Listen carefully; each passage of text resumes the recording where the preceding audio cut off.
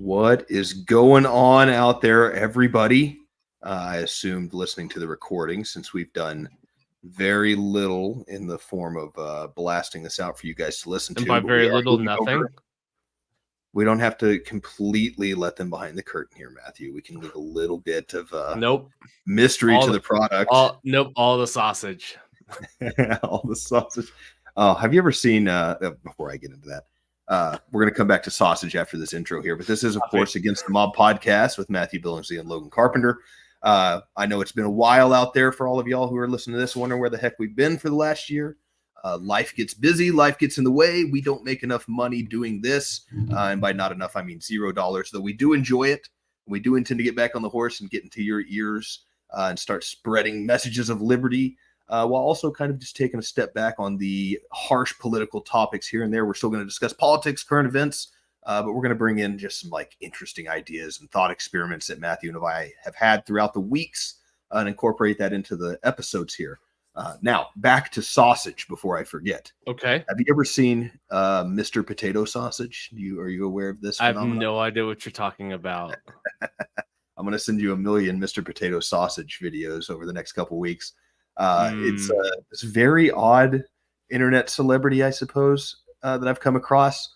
And he just primarily makes different sausages based on the request of his followers. For example, he made one with tons of citric acid the other day in it. And it, okay, for one, doesn't make it right. And then, of course, citric acid is terribly sour to the taste buds. But he kind of just does these silly videos in a Peter Griffin voice and makes horrible food. One of the other day was he took a waffle iron and made a Chicago hot dog and then waffle ironed it into a waffle. I actually don't hate that. They're silly videos, but they make me laugh. Okay, so I quite enjoy them, and fair I enough. will share that with you at the very least, even if our listeners never catch a whiff of what the hell I'm talking about in this moment. No, that's totally fair. I'm always interested in it. I think their waffle makers are probably underutilized. You know what I mean? I think there's something. I've seen some videos where people like, oh, I'll just do this. I'll put it in a waffle maker. Oh, that's actually really smart. So I'm into it. They're handy little tools. It's one of those classic, like really good to have if you're in a impoverished state or any college dorm room where you don't have a kitchenette. It's one of those things you can cook a lot of things on a waffle maker. It's supposed to cook waffles, but it's actually a lot more versatile than that if you're like extremely desperate, or just really poor. Even a hot plate's probably better, because you don't have to cook waffle-shaped foods. Although you could just cook 16 simultaneous tiny foods, I suppose, in a waffle maker as well, just to think outside of the box a little bit there. For anybody living waffle maker life right now that is desperate to cook a meal in a waffle maker. I've made some pretty good hash browns in the waffle maker, so I could see that. You're getting searing from both sides. I mean, the classic problem with anything you want to sear is the moisture content ruining the sear and the seal on the outside. So attacking from both ends makes sense. I can second that. It almost seems like you could make a good argument for a steak with this, but it feels like sacrilege to even have that in my mind. All right. Since we're on the topic, like how far so I've never microwaved a steak. I'm not a savage, right? I'm not a fucking barbarian. However, I have started air frying steaks and they come out so good. I was so opposed to it, like fundamentally, until I tried it. And so I made these garlic steak bites in the air fryer. And they came out so good. They're crispy on the outside, medium rare on the inside, and they were so good. And I was upset with how much I actually enjoyed it. I don't know what my hang up is on air fryers. My wife has wanted an air fryer for some time. And embrace it. It's a little bit of the like, I know it's a convection oven in my head. Like the way it cooks is that of a convection oven in a very small space. Fair. And frying is a culinary term that requires oil. So it makes me mad that they've deemed it the air fryer when it uses no oil. Okay. Maybe this is my own semantic hang-up. I understand your semantics, but you should get over it. because I think It that may be a little bit of my think also my yeah. pride in being an exceptional chef. It feels but there's nothing feels wrong like with a cop being out. able to air fry. It's like made some egg rolls last week, put them in the air fryer. These They're feel so like chick good. arguments. These are things my wife's told me, Matt. Okay, fair enough. Well, I think she's onto something, to be fair. All right. Because we all know who the No, I'm smart one ready of the to. relationship is. It's not you. So if Yeah, I'm it's saying been a something decade. and We're she's saying painfully something, you should probably listen. You know, if you're getting it well, I from mean, the if two smartest anything, people in your life. that's contradictory information because it's one of the smarter people in my life and also another person in my life. I'm gonna leave it at that. I'll let you decide which one you are. Fair enough. Well, in the spirit Anyways, of that, I decided that I kind of want to start this off a little anyways. more on just like the things that are interesting us category before we get into the heavy stuff. Okay. We'll work our ways into I guess we'll start off kind of with the zany and then we'll work into like some other things we've heard about that really interested us this week. And then finally kind of move into what you guys are used to listening to us on this show in the past and the politics. So I think the appropriate place to start is with this Drew Carey video for anybody who hasn't heard the Drew Carey fish revelation. So I've shared it. You need to accept it. Is that how that works? I don't know. Let's figure this out. We'll see how it works. This is our inaugural StreamYard episode for anybody who didn't catch that earlier, and we are experimenting with it. Looks pretty good. I see him on your screen. Yeah, it's up. I think you got to play it now. I'm going to push play, and you tell me if you don't hear it. I saw fish at the Sphere this I hear weekend. Never saw a fish. Never didn't know a fish tune, and they blew my minds off so hard. I had a bunch of girls with me, and I thought to myself, "Is this what it's like to?" People that were there can verify 100% true. This is what it's like.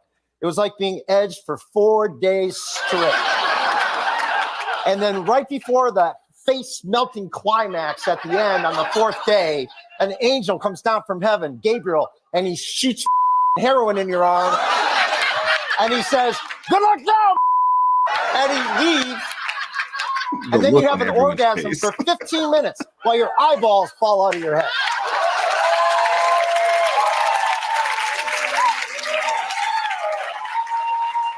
Next time they play the Sphere, you better not miss it. So I just wanted to start there because I thought this was terribly interesting that Drew Carey, the quasi, and I guess I was trying to explain it to a younger kid who didn't know who Drew Carey was, that I was telling about this story, that he's kind of a quasi family friendly. He did a lot of like dirty jokes in his sitcom, but it's adult humor in the way that like the Shrek movie got away with it. You know, Right. It's like, oh, there was a sex joke, but your kid didn't understand what that meant. And this is ultimately kind of a family friendly character who does The Price is Right still, very family friendly daytime television show. And he went and got his face melted off by some wonderful psychedelics, I must assume, at a fish show, and has decided to put his entire career in jeopardy by pushing the narrative of fish as his new religion. If you missed the blurred out part, he was wondering if this is what it felt like to get fucked in his pussy. He even had some tweets after the show, apparently, where he said, if that's what it feels like to have an orgasm with a vagina, I will get on a plane right now and find the best surgeon in the world. It's just some wild. I loved, more than anything, a panel of comedians looking shocked that he's saying this on live television. Not live television, but on a recorded television show. There is, I guess, my first reaction to that is must have been some good drugs. The second reaction I have is, how can anybody stomach 4 days of jam bands? That's the thing that I really want to know. As somebody who's like, I despise jam bands. Jam bands, they make me violent. Like, they make me want to commit crimes. And so I can't understand going and watching 4 days of fish. Have you ever been to a Grateful Dead or a Fish concert, though? I have not. So these are the like following type of ones. I know there's some big ones like what's his name in New Jersey that did the Obama interview is kind of one of those guys. I'm drawing a blank on his name now. America's sweetheart guy. But there's a lot of like the Dave Matthews Band, kind of the bro-y ones. Yeah, but these are like Fish at least is in the realm of like the melt your face off religious Yeah. psychedelic No, experience. I mean, Would you I also agree with get. that? It's like I'm not unfamiliar with the music. You know what I mean? Like I know what the music of Fish is. I just can't imagine going and it's like and that's just my personal preference. I just despise jam bands. And maybe the Sphere is pretty cool because I've seen some videos of it and it looks pretty dope. So I'll give them that. But Yeah, probably it some could really be. good drugs. You know what I mean? It's probably just some really good drugs. It seems like it would depend a lot on the setting of the show within the Sphere. I know at one point they were talking about doing UFC fights, and it's like, how are you going to do UFC fights in Yeah, a that's kind of spherical screen where you're like, well, how does that work? I think Fish might be the most appropriate type of show. I mean, if you're going in there to have your mind blown by visuals and to be completely surrounded by the that's mist, I do think that I will point out, I fair. believe the analogy was the show was like being edged for 4 days, not necessarily Oh, that it's he went not for that 4 he days. went to 4 I full do think days that of is Fish. I think that is a Fish thing though, just No, not against that's Sphere yeah, necessarily. because I have friends that go up to Red Rocks every year and they go watch these jam bands and they go for the full 3 days. And to Now me, you it's want just to go like to Fish. absolutely. You couldn't pay me enough to go to a Fish because I would I'm get listening. I would get I actually violent. don't know any Fish myself either. I'm listening to a little bit. It It's sounds fine. pretty, It's fine if you not like jam all that bands. impressive. I mean, it's whatever. It's fine if you like jam bands. It's just an interesting. I believe Drew Carey also, within a couple days of having seen Fish, hand painted his car. It's got to be some good drugs. So that's It's got to be. You know what I mean? it's a little gotta be more good than a drugs. bit, man. It's like this man might have had a psychiatric break brought on by psychedelics. God comes to us in many forms, in many ways. The burning bush sometimes the burning bush comes in the form of a Fish concert. I mean, that's the only one that's supposed to be the cicacia bush that is high in DMT. The old burning bush, the Maybe psychedelics the entire time. maybe it comes in the form of a Fish concert at the Sphere. I'm positive you're familiar with this book, but it's the Christ and the Sacred Mushroom, I think is the name of it. Have you heard of this book? I You're do know aware of that this book. one, I forget the name of the mushroom even, but the links between a lot of the religious practice we have in psychedelics, it is not a far stretch. I mean, that is something that was very intertwined with the religious experience for a very long time in almost every culture until very recently it became faux pas. Yeah, there's a lot to that. And well, it's a super interesting conversation that I don't know if we really want to get into because there's a very dark side to that, and it has to do with adrenochrome. Like and not in like the conspiracy type of way, but there's something about like I've gone down that rabbit hole about these early religious ceremonies, and it's like the way the way that they describe it, it's like it sounds like adrenochrome, like extracting these hormones from small children that have died in horrific ways, and it creates this certain incense that induces religious experience. So like I don't want to get into that right now. That's something I'm gonna have to look more into. I had no idea about that. That's really is that interlinked with all the Moloch stuff? The Actually, child sacrifice type of thing. Well, it has to just. I mean, I think what's really interesting about all of that early religious stuff is they all start to kind of intermix and mingle. You know what I mean? Like at a certain point, it's really hard to decipher or discern. Like, what are we talking about? Like what sect or what religion? How much of it adopted other pieces when they were conquered? Yeah, it's hard to tell. It's ancient history stuff, which we'll whack at some here later as well. But yeah, it's tough to piece. That's another conversation for another day.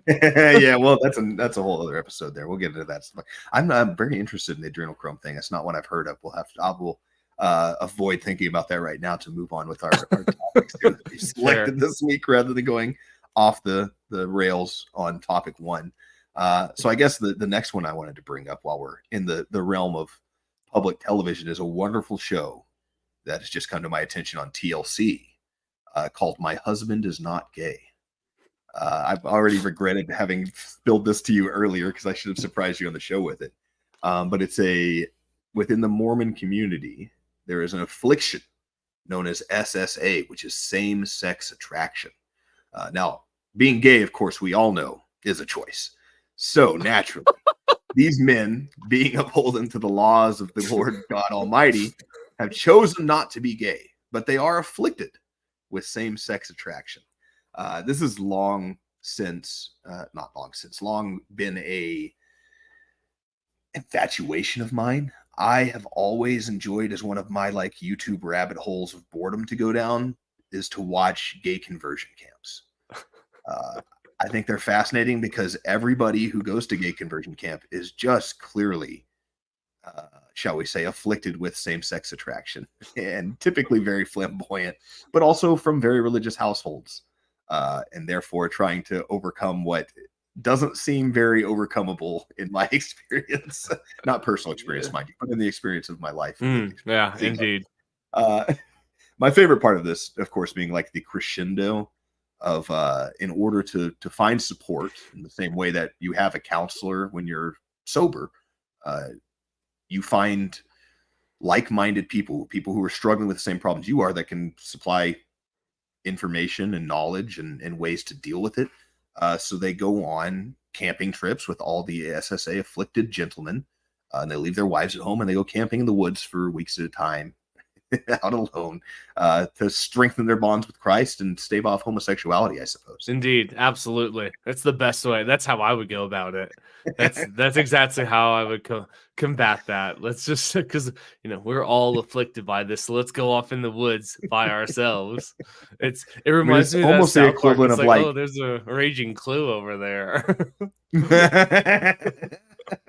It made me think of like, if you were a sex addict, just say straight sex addict, and the solution was like, well, there's another 9 men we have with sex addiction and 10 beautiful young women in their 20s with sex addiction, and we're going to send you all into this nice hotel in a week in Vegas to just like talk about your sex addiction. I'm sure that support each other, because nobody else can know about the sex addiction. Yeah, I'm sure. Which is always my favorite part.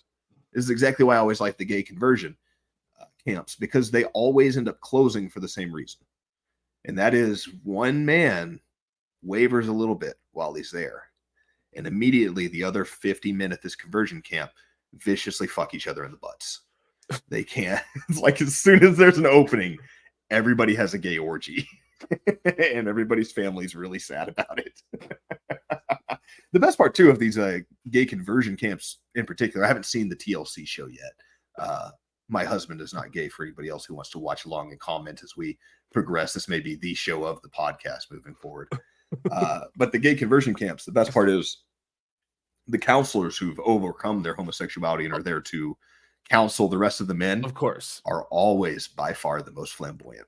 Oh, of course. Well, that is like, I'm trying to think of the analogy of this, but that's definitely like the pot calling the kettle black. You know what I mean? There's something I can't think of quite the right analogy of it, but I mean, what do you think's going to happen? What do you think's going to happen? It's like, who came up with this idea? Was it the guys who want to fuck each other when nobody's looking? Is it those guys? Because it seems like the plan I'd come up with if I wanted to get oiled up with a bunch of guys in the woods. Yeah, that's just added to the list of why Mormons are weird. It's a long list, man. It's one that seems to be growing every day the more I learn about them. They're an interesting group. Very nice, successful people for the most part. Of course. It might be my favorite cult, but it's still a little odd. Religion. Like, I said religion. Yeah, it definitely leans on it's on that line, you know what I mean? There's a lot of, it's always, you kind of know if you're on the outside of it, because like you and I grew up Christian, right? So I grew up Church of Christ, Logan grew up Southern Baptist, but nobody. First Baptist, sir. Oh, sorry, First Baptist. Forgive me. And then I started scoff at people who dance. We also indeed base ourselves in front of God by dancing like a bunch of heathens, but we don't. That's also fair. Which is why I ended up in the Methodist Church, so I could play music. But that's right. That was yours. But what's interesting about that is that nobody of any of those congregations looks at the other and says, well, that's it. You know what I mean? Like nobody says like that's a cult over there. Everyone's just like, oh, well, they're Methodist and that's fine, or they're First Baptist, that's fine. They're Church of Christ, that's fine. You know, it's like, They're a well, little weird about their music. but other than that, exactly. they're Like okay. we devolve on like these very small, minute details of scripture and how you put them into practice, but nobody looks at, you know, like the Methodists don't look down the road to where you are going to church and be like, well, that cult Yeah, down there. the But farthest but divide you get is like the Catholic Church and the Protestant churches. but But it's everybody looks mostly at from that the as like, Catholic side. It's a little bit of like I've noticed that you're not allowed to take communion if you're not part of the Catholic Church. sure, There's it like, never. there's like special things they do that you're not invited to. But nobody looks, but Catholics and Protestants don't look at the opposite and say that cult over there. But there's something that all of the Christian sects can agree with when it comes to more. Everyone looks over there and is like, well, that's a cult. You know what I mean? Those guys are Everybody, weird over there. like everybody universally agrees. Like the You rest don't of like get to add canon to the book. the rest It of feels a yeah, little bit like Star Wars fans upset with Disney. It's like none of this is real. You're making bullshit up. The wizards who move things with their mind is only real when we wrote about it. there is something Like to that this. effect too. Not to, you know, it's like, but I think that's always been something interesting to me is that there's consensus when it comes to Mormonism that all of the other Christian sects look at, you know what I mean? It's just like they're like, hey, we're Christian too. It's like, no, you're not. We don't It's almost accept the you. It's the weird stepbrother thing too, because they're close. They're like daywalkers. They're allowed to be in Christian society. But as soon as they turn their back, all the other Christians are rolling their eyes at them and They're just like, Jesus, these guys. It's interesting because it's very like I live in a neighborhood that's pretty intertwined with the Mormon community as well out here, and oh, interesting. I didn't know that. it is it's pretty stout out here where I'm at. Comparatively to anywhere else I've lived in Texas anyway, but yeah, it is that's interesting fair. to see. It's definitely kind of like a subject that's almost above reproach. Like you just don't kind of acknowledge it. It's fair. At least the Christians to Mormons, they just kind of like, we'll just not really talk about those extra chapters you guys like, and we'll be fine.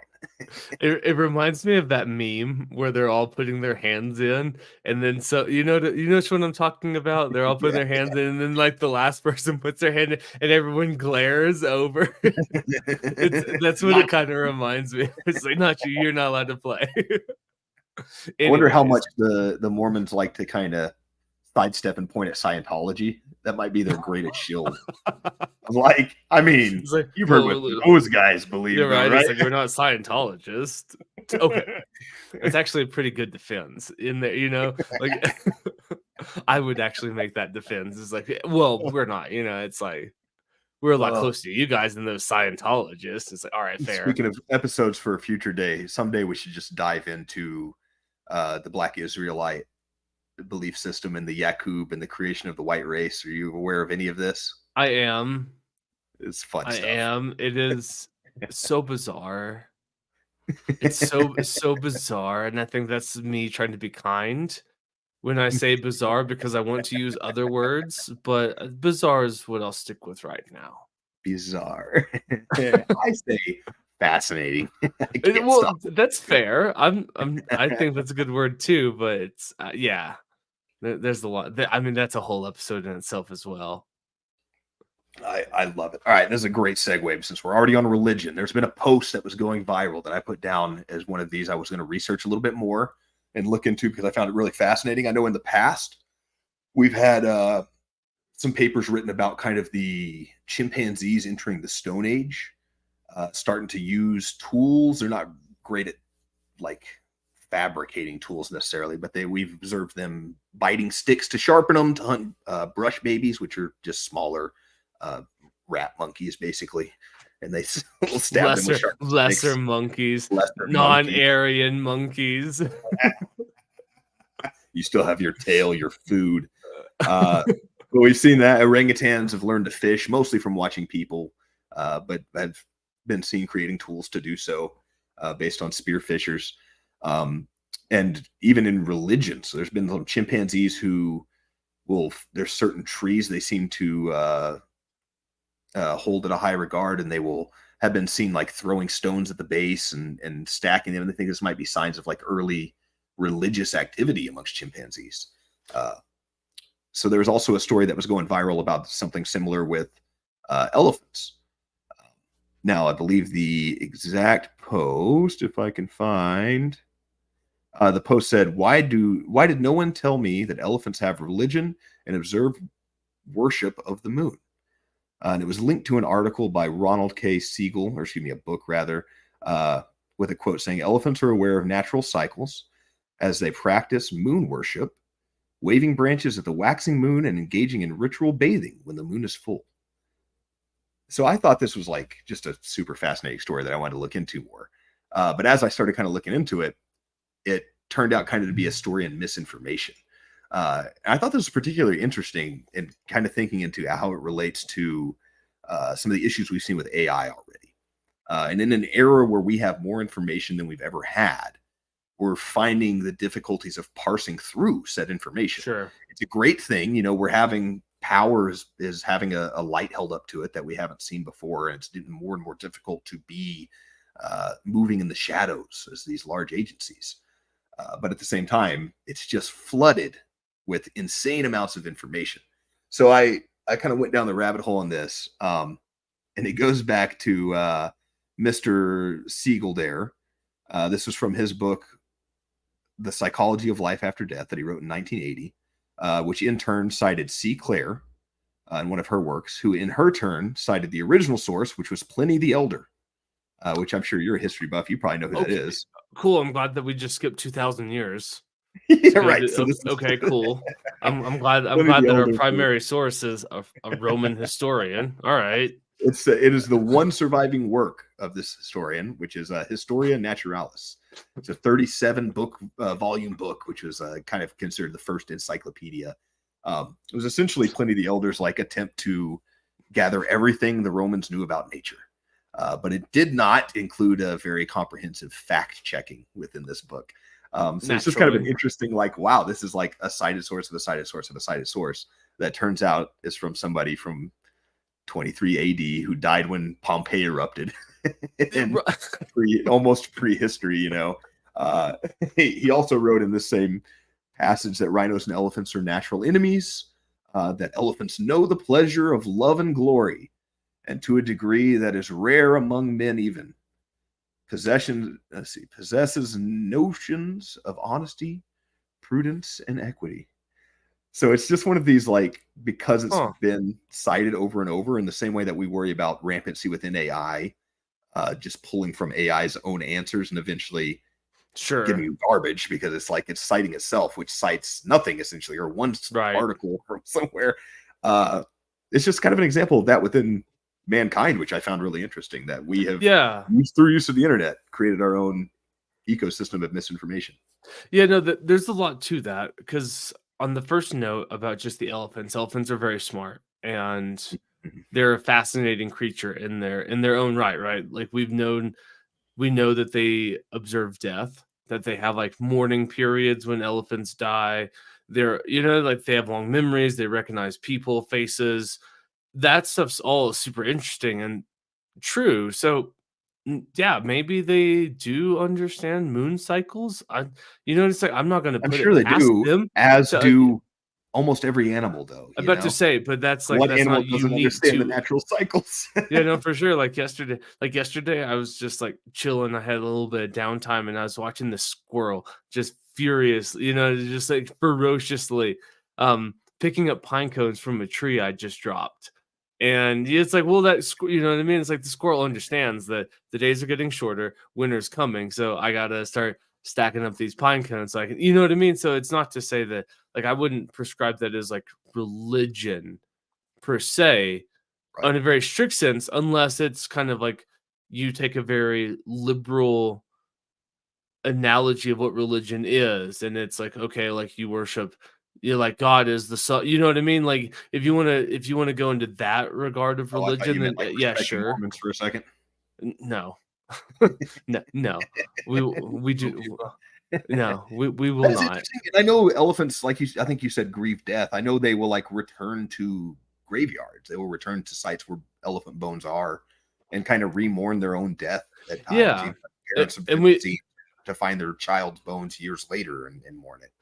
yeah, Which and is yeah, and there's something right, there's something to that. What that is, I have no religion's a idea. jump. It's a But little- yeah, because because ultimately the way that, and this is not to, this is just kind of like the baseline understanding, right? It's like religion is a story that we tell ourselves that you believe is true, and because you believe it's true, you have like there's shared cultures, there's shared customs, there's shared beliefs, there's shared actions because of this story. Whether it's true or not, I'm not wading into that. I don't fucking know. But that is kind of like this baseline understanding of like how, if you said like what is religion, that's how I would describe it, right? It is a community that is based around actions, beliefs of a story, right? I thought you were going to say that religion is a story we tell ourselves about how God needs 10% of our money and I'm government's a not story George for George ourselves that you're Carlin's never already giving us George the Carlin's receipt already covered that. on. He's got that one. He's got that one hammered down. I don't need to steal his bits. But so it's like to say like, but so then what are, what I mean? It's like that's a very interesting concept to try to bestow and ultimately like, put on, and right, it's like I don't know, right? Maybe It's a animals little bit are this capable of anthropomorphizing having too, that. with, like giving these human features to animals. We like to do that a lot, Exactly. especially people who've never been around animals. They really put human. One of my favorite ones is like a lot of vegan influencers will put out like, how can you say cows don't have feelings when they like make friends and this and they'll show like the cow running up to people and like it's and there's such a like yeah, I mean yes, animals feel compassion on Well, some level, but also if you stop feeding that calf tomorrow and started whipping it or whatever, that attitude is something that it's not a complex feeling. You're especially when it comes to like lower animals like chickens, like you're a food source, and if you die, that chicken's going to start eating your flesh right now. absolutely. Like it's all very basic, you know what I mean? It's all very basic stimuli and reaction. And you know what I mean? Like you don't need to And most studies show prescribe. that cats are incapable of feelings of remorse, which again is why when you die, they start eating you 5 minutes within your death. Yeah, I They believe that just because cats start suck. munching on you. They have no true attachment or love for you.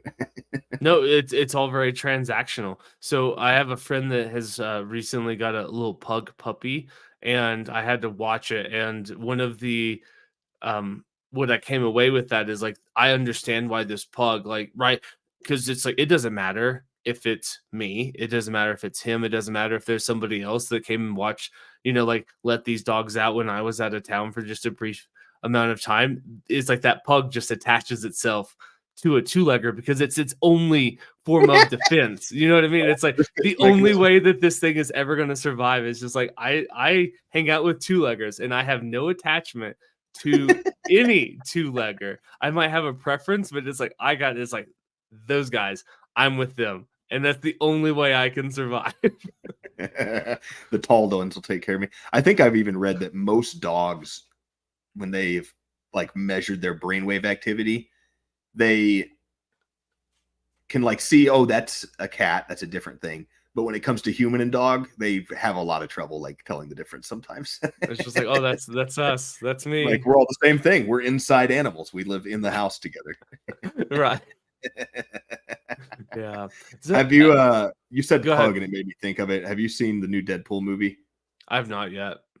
Just Google dog pool and images and look at the dog that's coming up. It's a famously I'm not even going to say anything about it until you see it. I want you to check her out.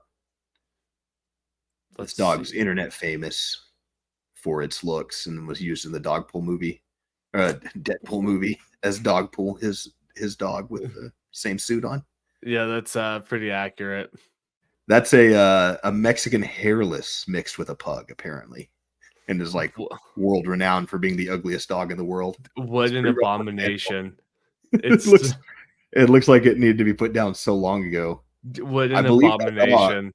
That picture, like when they shot this movie, I believe that dog is 4 years old. It's still a young, healthy dog. Well, young, healthy for its standard of life, I suppose. What an abomination. That is one of those things like I was looking at that pug and I was just like what god created something like this? And then and then like no, it's like God had nothing to do with this. J.R.R. Tolkien thing. I don't know how dorky you are, but I've gone way into the Tolkien mythos, and it's the story of Iluvatar, who's the creator god who created the world with beautiful chords of music. And then one of his subjects, one of his Maiar, I think is what they call him, which is like his upper angels, creates a different tune of music because he wants to be a creator as well. And it screws up the rhythm of it. And then later he bastardizes it by Iluvatar is the only creature that can create life. And this subject underneath him, who is the precursor to Sauron in the universe, who's like basically Lucifer, the fallen angel. This is on the Silmarillion, right? Yeah. Okay, so you're aware of this, right? He wants to create the new race, but evil can never create. Evil can only corrupt and change the races that are there. And that's when he takes the elves into a dark place and turns them into orcs and creates the grotesque thing. God never created pugs. God creates beautiful things, Matthew. We created pugs because we're pieces of shit. We made man an animal that shouldn't be alive. God makes man makes pugs. Yeah, that's one of my favorite ones too. It's a big indictment on us. They say when life gives you lemons, right? But life never gave us lemons. Lemons was something man created. We made lemons. Yeah. We gave ourselves. If that isn't like the through line of our entire ethos of creating this podcast and religious, political beliefs, is that the things we make that are unnatural, that's what's fucking everything up. That's very fair. There's a lot of unnatural things out there. Pugs and lemons being at least like one of them are more agreeable than the other. In my own experience. All right, before I get too far off of Pliny the Elder here, I did have some other fun little parts of his Historia. So one quote that I pulled from an article here that I threw in the show notes here is among the marvels he described were monstrous races in far off places, evil-eyed Illyrians, one-legged monoclei, and animal-human hybrids. He wrote about people with backwards-facing feet, 16 toes, and who communicated with barks. Well, that's not very particularly congregated to say about black people. You beat me to the joke. Because the next line is monsters particularly congregated, he suspected, in places like India and Ethiopia. There is a little bit of like this history lesson is like people get real fucked up when you get out of Italy, man. They get weird when you get to India. And they're all covered in hair and they speak in barks. So I might have just like a racist passage that got taken way out of context. I was like, as you said that, I was like, that's not very nice to say about black people. It's like we have 16 toes. Set up that joke and you knew exactly where it was going right away. Dude, he's also where we get or at least he is parroted older tales of cynocephali, who are the dog-headed men that were Marco Polo famously said he ran into the cynocephali as well in his journeys. What were some other fun ones in here? Rubbing mouse poop on your head will help you regrow your hair. You can drink the ashes of earthworms to prevent gray hair. There is no animal more savage in causing the death of man in water than the octopus. Scorpion stings, again, you could grind them up into an ash, but drink it with wine to relieve the sting pain, which might be just like, hey, if you get fucking drunk, you don't worry about that scorpion sting so much anymore. Fair enough. Even recommended brushing your teeth with the ground up mummies as a part of one of the sources that was from Egypt that he had pulled from. So there's just to give Pliny the Elder and the source material that stated all those things was also where we get the story of elephants forming religion. Yeah, and so here's the thing. It's like I will give him all of the leeway that he needs. You know what I mean? This is somebody that is writing 2,000 years ago about some probably hard things to understand. That's fine. I will give him all of the leeway that he needs. And probably never saw an elephant. And the fact though that somebody wrote a book and used that's the thing. Like when you said the source material used like Pliny the Elder, I was like, glad we just skipped over 2,000 years of of natural science that we've learned since. It's like cool. I'm glad that's what we use. That's Yeah, great. for that to be the That's only source. some solid research, you know what I mean? It's like I can just hear like my research methods professor in college being like, "Oh, that's a wonderful choice. Like you're so smart for you know what I mean?" Like in the most condescending way. It's like, "Oh, that like no one's ever thought to use a 2,000-year-old source for their modern research paper." Like, wow, that's so innovative. Good for you. Yeah, especially when it's obviously riddled with incorrect information throughout the entire thing as well. 16 toes, come on. Like I know black people are strange and scary, especially if you encounter them at night, walking down the street, but come on, like 16 toes. That's outrageous. Yeah. You get to 12 toes and we can have a conversation. I'll buy that. There's a lot of 12 toes out there. I'll buy the That's 12 toes. That's a big Nephilim thing. Have you found that connection yourself? I've not I haven't dove into that world nearly as much as you have.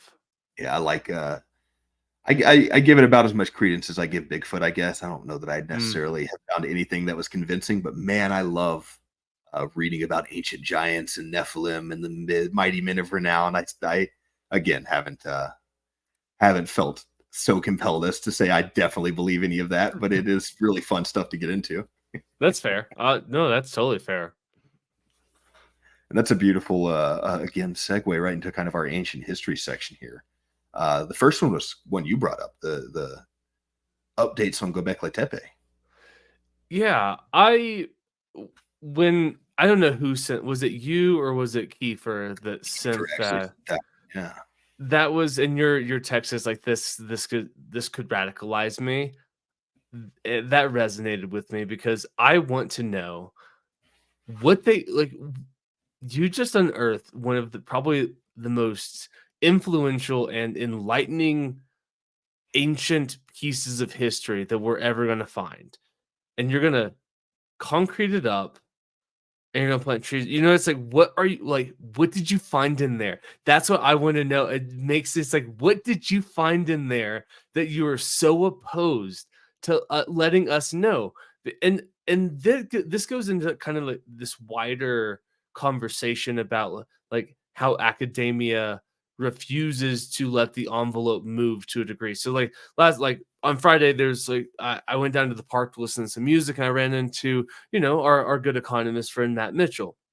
And I was talking to Matt Mitchell about something, and he just won a really cool award for this meta-analysis that he's done on a very niche subject that doesn't interest most people, but it interests me. So I'm always, you know what I mean? It's all about like how to like competition in healthcare, especially when it comes to rural areas, and why. And usually, like the way that healthcare is chartered in the state, you need a sign off of the existing competition to allow. You know what I mean? And so a lot of people say that, oh well, this is for the benefit of care, but it's like no, it's actually just about controlling the market. Anyways, we were talking about the subject of how academia is sometimes a very poor institution to move the needle forward because of the resistance that you get, right? And it's the same thing. It's like you don't want to lean on like a government agency to tell you that this is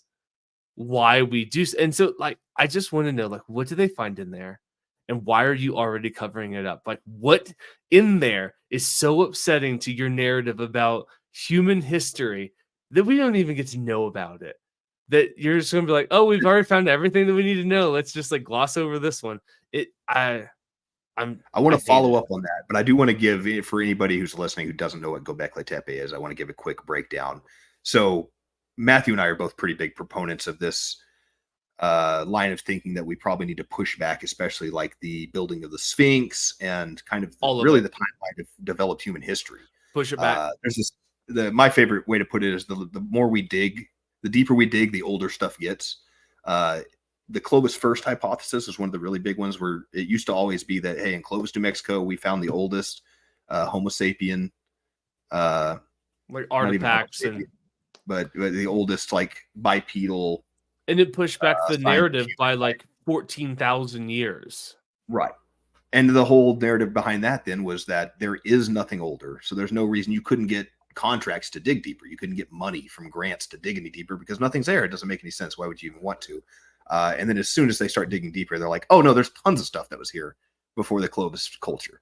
And this was another example of that with Göbekli Tepe in the same time where a lot of people in our space are into the Younger Dryas impact hypothesis that would put 11,500 BC as being kind of the time that a great cataclysm happened with probably an asteroid striking the polar caps and causing a lot of these ancient cultures to go almost extinct at the same time, kind of send us back into the Stone Age, and would be where there would be evidence then of these older cultures. And so forever they would say, well, you're wrong about the Sphinx for one, no matter what kind of evidence you're bringing about it being older. So show us one shard of pottery from this time. If you could show us anything, then maybe we can stop rolling our eyes at you guys. And then they found it in Göbekli Tepe, which was this hill. It means pot-bellied hill, I believe, in Turkey. And it was intentionally buried. I don't know exactly why they know it was intentionally buried, but everybody agrees it was intentionally buried, which means you can carbon date it, and it carbon dates back to exactly before this Younger Dryas impact hypothesis. So it kind of match up with the timeline. So then where it is frustrating today is now that they've excavated about 5% of it, they've stopped all excavation. They've put up a tourist museum, I guess, to look at what they have excavated, and buried much of the rest of it under concrete for roads and walkways and tourist shops, and then planted an orchard over a large portion of it that they haven't excavated yet, claiming some bullshit about it, like helping to protect it. I would think tree roots are probably not great for anything they're growing through. So that makes me kind of have a knee-jerk reaction to it. But it leads us to this question, like, obviously there is a status quo within academia. There's a lot of people who write research papers and have made their careers in architecture disagreeing with this new narrative that's kind of popping its head up. But the amount of pushbacks seems so strong, and especially to the level of burying the oldest site known to man, the oldest man-made site we know of, and just throwing concrete on it, and so we're not going to learn anything more. It's odd. So I wanted to ask you that question, like, what do you think it is? What is the power, the force behind the cover-ups and the lack of interest in going any deeper in any of this? And I mean, what, in your mind, is there something that stands out that would make any sense outside of just the inertia of academia? Yeah, I think there's threefold. I think one, it is the institution of academia, where you have people that have staked their entire reputation and careers on having the narrative correct, and anything that upends that narrative is essentially an insult to a life's worth of work.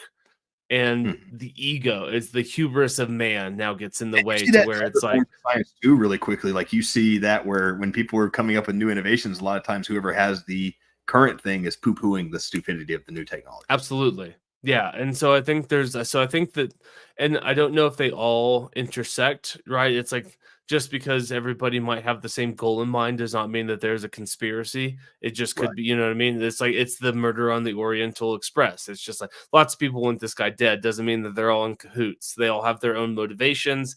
They'll have their own external factors that lead them to do something. But when the guy ends up dead, everyone's kind of relieved. It doesn't mean that there's a grand conspiracy that we're all going to make sure that we kill the guy. So that's kind of the way that I personally prefer Oriental Express in this day and age. I prefer slant-eyed Asian Express. There we go. Perfect. Yeah, and that's the perfect. And so you have, so there, I think that's where, like, the resistance from academia comes from. I also have been big into this world of, like, looking into Catholicism and the power of the Pope, and kind of the institution, right? Not to say, no, it's not the religion of Catholicism, but the power and the institution of Catholicism. And I think that a lot of the things that have been interesting to the progression of kind of the narrative of humanity have probably been stifled by that institution, because so much of that probably stands in like direct opposition of what has been sold to a billion Catholics and the power and I guess, and it's one of those things like a sidetracked, but it's relevant. When I was studying in Italy, I did go to the Vatican. We went to Rome. I was there for the last Sunday, kind of like Sunday blessing of the Pope before he stepped down. I can't remember which Pope it was. Is Pope Benedict. So before he stepped down, like we just happened to be in Rome for that last Sunday blessing. I went. It was super cool. I am so honored to have been in that. You know what I mean? Like it's something that was awesome to see. But the day before we toured the Vatican, and I can tell you that I've never seen a building with so much fucking gold everywhere you look. Everywhere you look on things, you know what I mean? It blows your mind how innate and how beautiful everything in that building is. And it's one of the, and that was my first is like, well done. Like you guys like good job. Cleaned up. Like you guys really did good, for taking like the religion of your big giant cube down there.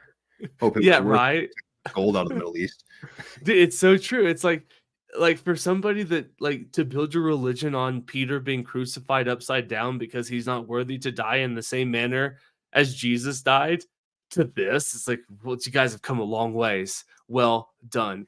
And that taints my perspective on this because I don't see it as a bastion and a shelter for a billion people, a billion lost souls trying to find their way through the world. I see it as a money hungry, power hungry despot of an institution that has probably been, there's probably done more harm to the world than good. And I think that there's probably a large influence of that, like something in that temple or something in that site upends and stands in direct contradiction to the message of that. And I think there's something about that. And I think there's also the third part is that nobody just gives a fuck, in the world of 24-hour news cycles. Like, one, how many people even know this exists?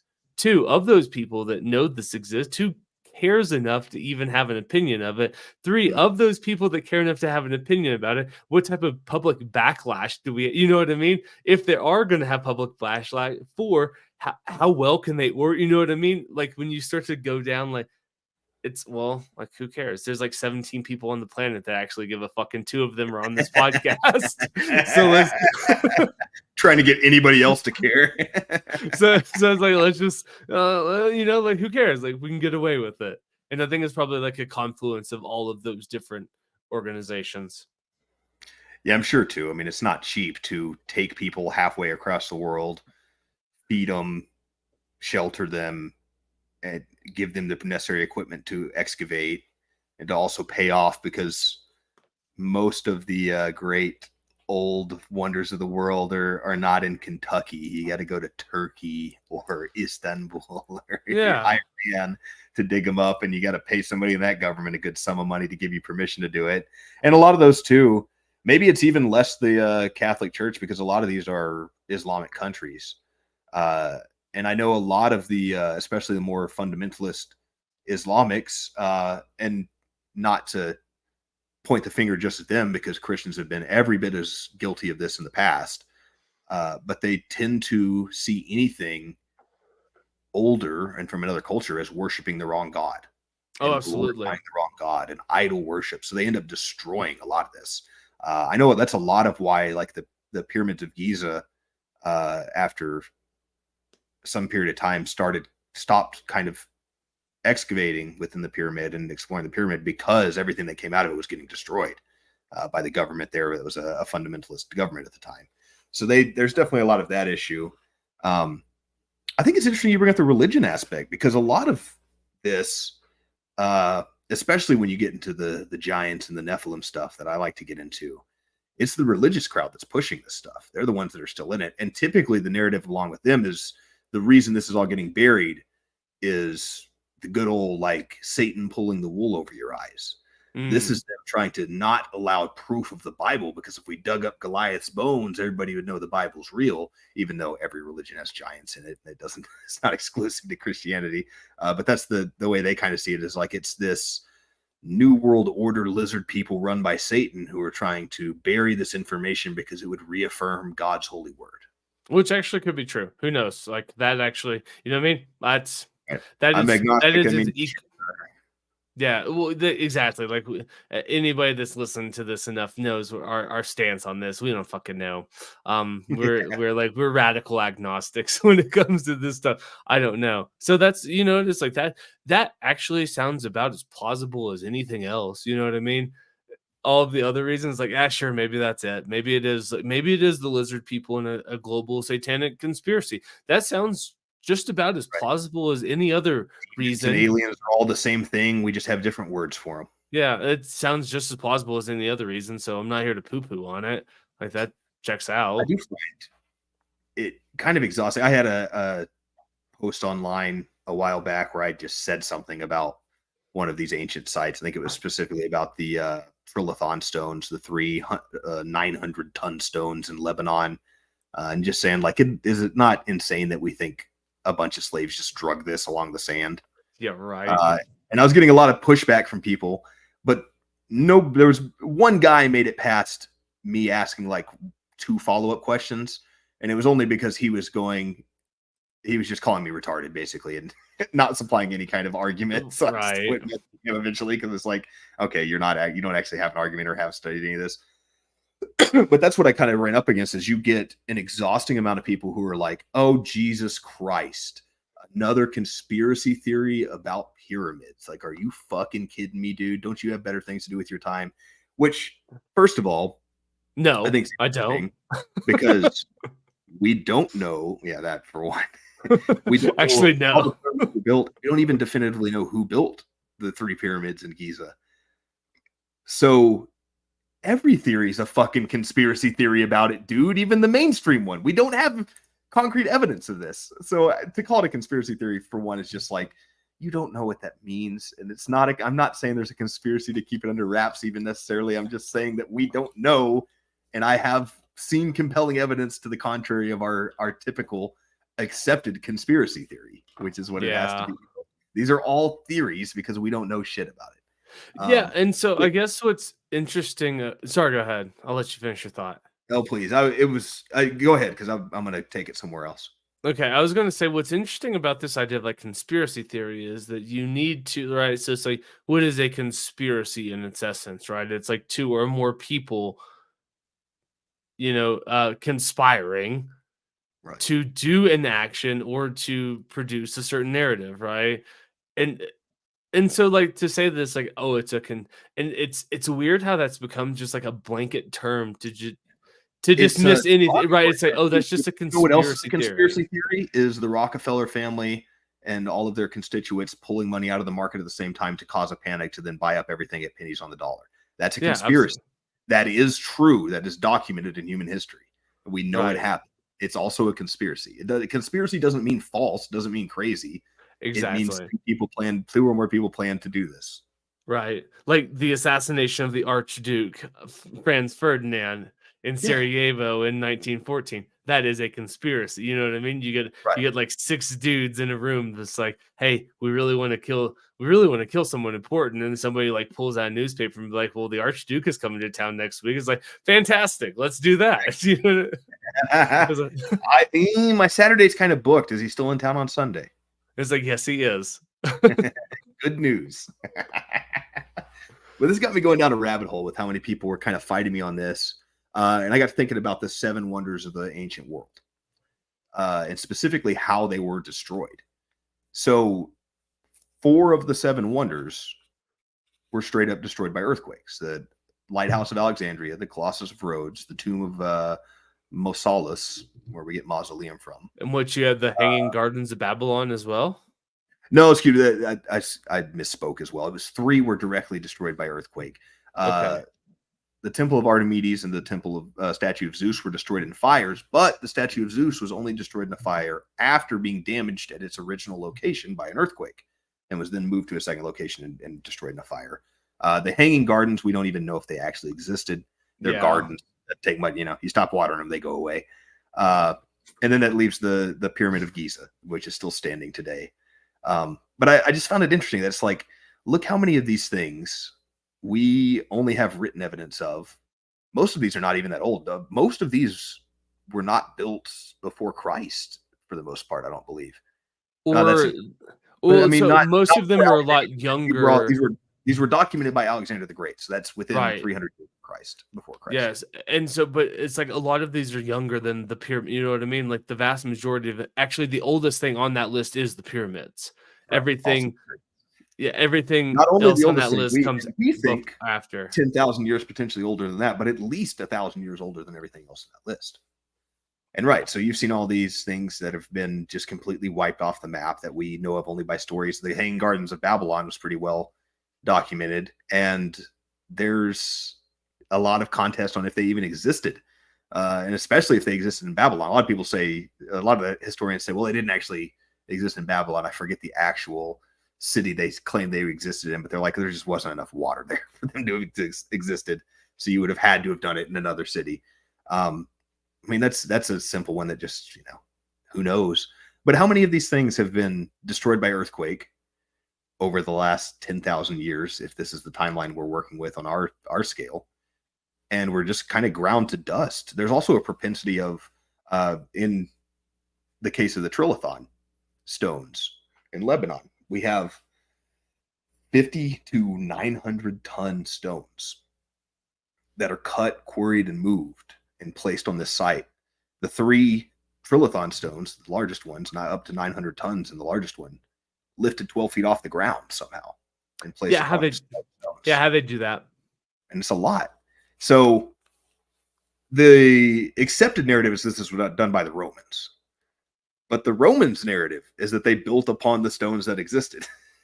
So it's one of those kind of things. And same with the Pyramid of Giza. This is the original Egyptian narrative in ancient times, was that it was built by the gods and that we came to this land afterwards.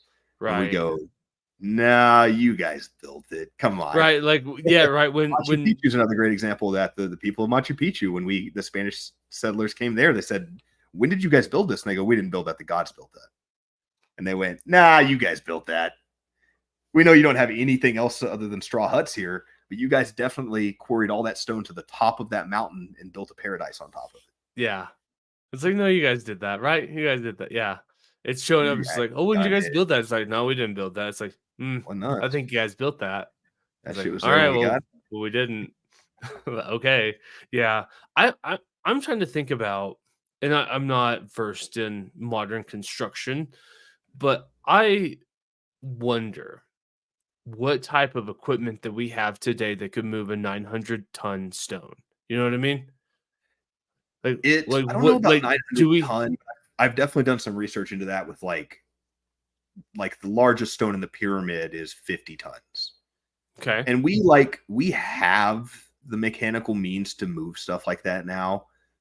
We have the precise means to be able to align it to the stars as they did, into perfect north, south, east, and west within a fraction of an inch.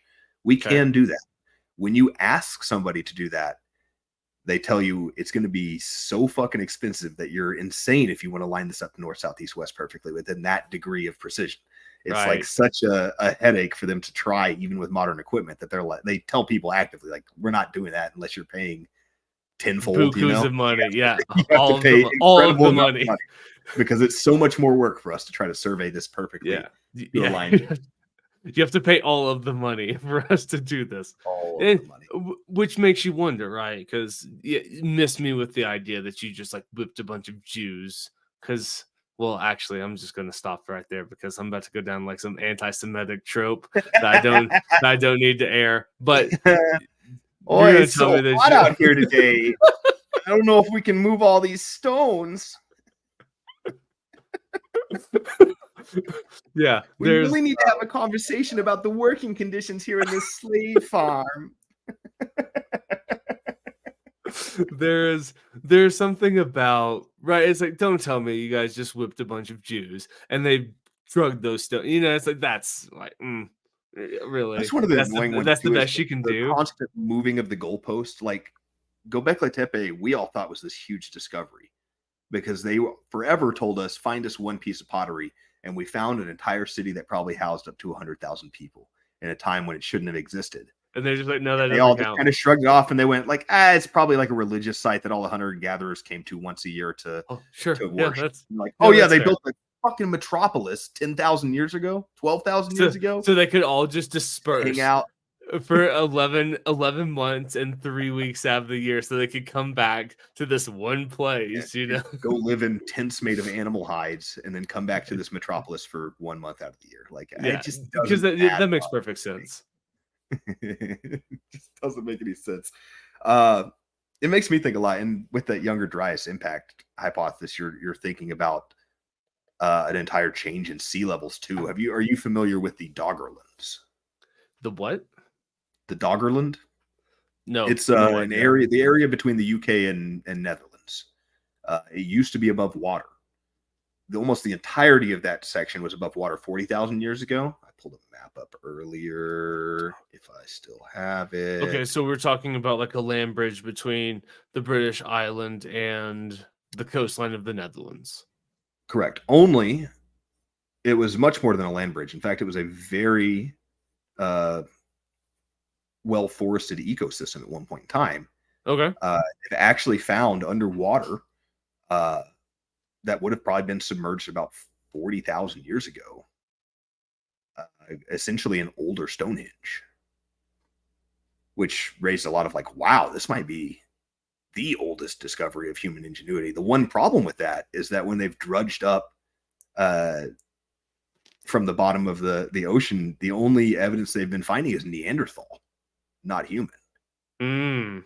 So it almost kind of like makes you go, wow, what is, and this is one I've expressed to you in the past of like, when we have all these different tales of wild men and mighty men of renown in the Bible, and these Enki and the Epic of Gilgamesh, these hairy men that were stronger than most men, but were wild and almost untameable. What if we were kind of late to the game? We always assumed that Homo sapiens interbred / outcompeted Neanderthals. But what if Neanderthals at one point in time, we know they were more robust than us, their bone structure is like double ours, so their muscle structure was close to that, stronger, as well. faster, were larger than they had larger brains than we had. That isn't a 1-to-1 correlation with intellect, but it's a good starting point. It's great, especially something that's so similar to us. I mean, our big heads is kind of what sets us apart from the apes. The way we're born as such soft infants is because we have such big brains, and we have to grow the brain and not the. You got to spit that thing out early. You got to get it out a little premature before all the hair in the tail forms.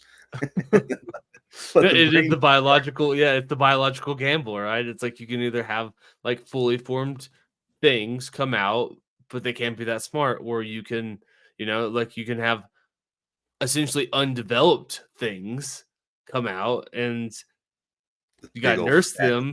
But when you know what I mean, when you get like if you can get a human to adulthood, well, you just add another apex predator to the equation, right? But yeah, so I mean, that kind of line of thinking of just what if we weren't as dominant over Neanderthals as we thought, especially in northern areas like the Doggerlands, and they were the ones who got to inhabit the niche ecosystems, which would be coastlines and rivers and lakesides and anything near water, which might have even led to, I mean, we're endurance hunters. Where do you need endurance hunters at? Savannas and deserts where there's not any fucking water in the middle of nowhere. Maybe we were at one point in time pushed into these ecosystems rather than inhabiting them by choice. And thankfully for the trajectory of Homo sapiens, an asteroid hit the ice caps and flooded all of those mighty men of renown as a punishment from God, and left an ecosystem for man to take place. Oh, that's actually super interesting. I've never looked at it that way, where the largest loser, so to speak, of that Younger Dryas impact theory is Neanderthals. And we didn't, that's new to me, that maybe we didn't outcompete them, we didn't outbreed them, it's just, no, they were actually occupying all the places that got flooded. It's like wrong place, wrong time. Sorry, bro. Like you shouldn't have that would be key to Shouldn't that have your because home so high north, you know. the difficulty of that one is like you got to start finding these Neanderthal settlements underwater in order to kind of prove that, because from our record, Neanderthals went extinct far before that, or at least were starting to get incorporated into human, Yeah. maybe even as And much as 150,000 years ago. there's also something too about this, and I mean, all right, because we're all just we're talking out of our ass about all of this stuff because none of us are experts in any. But there is something in Bill Bryson's book, A Short History of Nearly Everything. He talks about how hard it is to become a fossil. When a lot of people say, "Well, there's no fossil record to support this," or "Where's the evidence?" And his whole idea is like, well, it's actually like really, really, really, really, really hard to There's become a really fossil. like dinosaur and mammoth graveyards, because they need special conditions to form. So you tend to find a lot of them in one place where that condition existed. Where that condition existed, and outside of that condition, well, you know what I mean? It's like, and if you look at like where humans would have occupied, or even Neanderthals, right? The conditions of those places probably they're not very uh, they don't lend yourself to become a fossil in those, you know what I mean? It's so when we talk about this missing fossil record, well, where is it? It's like, I don't know, because it's probably not there, because you're never going to find those fossils, because it's actually really, really, really hard to become a fossil to begin with. Here's a And so pretty it's good. like you're looking for something that probably doesn't even exist. It took us until 2005 to find the first fossil of a chimpanzee. So we knew they existed. We have video evidence of chimpanzees. We've known them for years. Until 2005. I was about to say we never found one. I Googled it real quick, and they did find one in 2005. But it's So, okay, so something you that- have like one. right. The something we know exists and not even that far away, and yet you almost never find it. And a lot of that is, again, back to that ecosystem. They live in jungles.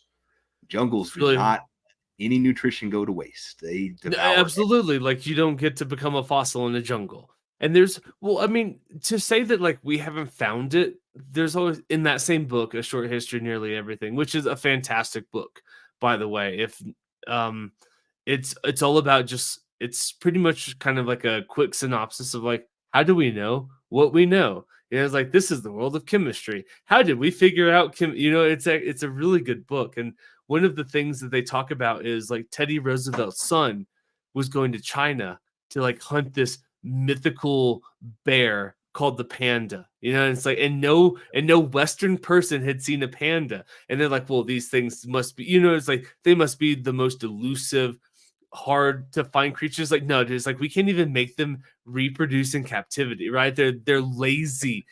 You know what I mean? It's like they're like, how they're still alive is a miracle in its essence. And everybody That's thought, where it's like, well, it even pandas has don't to- exist. Yeah, it even went as far, because I believe before his son found the panda, Teddy Roosevelt himself had gone on an expedition, and they looked were for able to him. find pelts of pandas at one of the markets. But they came to the conclusion that obviously, since we didn't find it, it did exist. There's a pelt of one, but they went extinct, obviously. And then his son was able to find one some 20 years later. You know? Right, but it's like, and they make them out to be this like really hard creature to find. It's like, dude, no, they're fucking late. Like they just sit on their ass and they eat bamboo. You know what I mean? It's like it's like no, they're not hard to find. Like once you find them, it's just like no, they're like they don't do anything. You capture them and you put them in a zoo in like the best scenario that they could ever be in, and it's like they're so lazy that they're not even going to reproduce. It's like I could go over there and fuck her. I could also like sit on my ass and eat this bamboo, and they're like, More bamboo.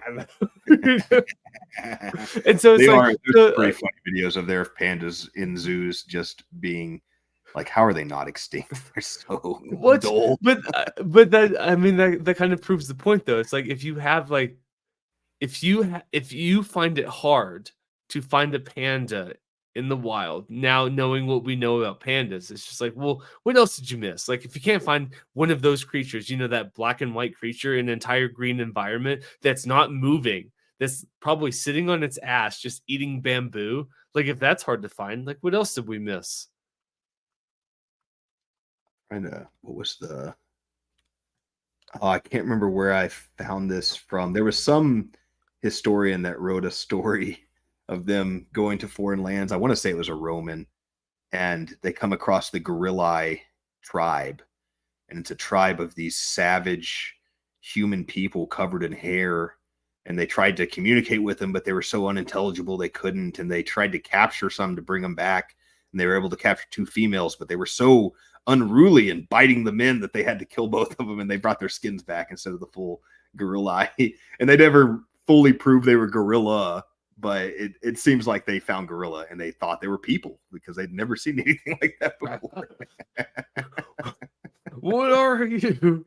Like, these guys are rude, man. Right. That's I think that there is a It's not all the time. hubris. It's weird. I mean, when did we find Sundung? Sodung? Well, okay, so on that, while you're looking for that, I will say that if you believe that we went to the moon, we had gone to the moon before we discovered plate tectonics. You know what I mean? Like, some of the things that we know are very, very fresh. It's like, so like the theory of plate tectonics come around in like the late 1960s, it's like 1969 or 1970, where we're like, oh, that actually explains why there's, like, when you test the ocean floor close to this weird rift in the Atlantic Ocean that we can't explain, why it's a lot newer than the coast of Spain. You know what I mean? It's like, and I say that because there's a lot of people that that's one of the shocking things that I've discovered kind of about the liberty community, is that there's like this large swath of people that believe that the moon landing didn't happen, which, fair enough. I don't know. I wasn't there, but I think it's also very interesting that it's like, that's a weird thing to, like, okay, like, what a weird thing to not believe in. Gone down my share of the moon's not real rabbit Oh, I have hole. too. But yeah, I know what you're saying. It definitely has gotten more traction than I necessarily give it credence to within the community. Yeah, but so it's like, we understood the movement of plate tectonics after we had gone allegedly gone to the moon, but it's also one of those things that I will just say this, and then you can take over. It's like, if there's a grand conspiracy, right? Because everyone's all about conspiracies, and it's like, how do you keep 20, 30,000 people under wraps and on message? You know what I mean? There's something like, I just finished season 4 of Serial.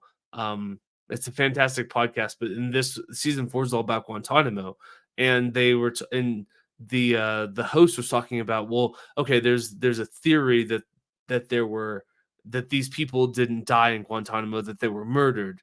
And she lays out, it's like, okay, well, if you want to assume that these people are murdered, you now need thousands of people to buy into this conspiracy, right? Like, you need people to falsify guard records. You need people to falsify hospital records, medical. You know what I mean? By the time that this conspiracy can take hold, you need 1,000 people.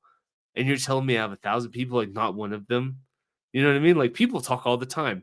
There's always whistleblowers. I mean, dude, like, I worked in a small municipal village, and we had whistleblowers in this tiny place of 1,200 people.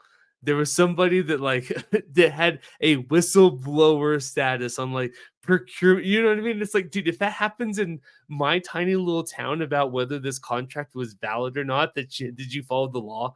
And you're telling me that, like, oh, cool, let's just, like, bury a moon landing under, you know what I mean? I don't know. I have a hard time believing a lot of secrets to be kept, for sure. A lot of people have to be in on it, or a ton of people have to be deceived by one incredibly intelligent person. Either way, I have a hard time believing it. But it's a lot. Yeah. It's easier to believe that there's stuff in the ground we hadn't found yet. No, I was going to almost say the same thing, of like a tale of discovery that would just blow your mind. Have you ever heard of Han Song Dung cave in Vietnam?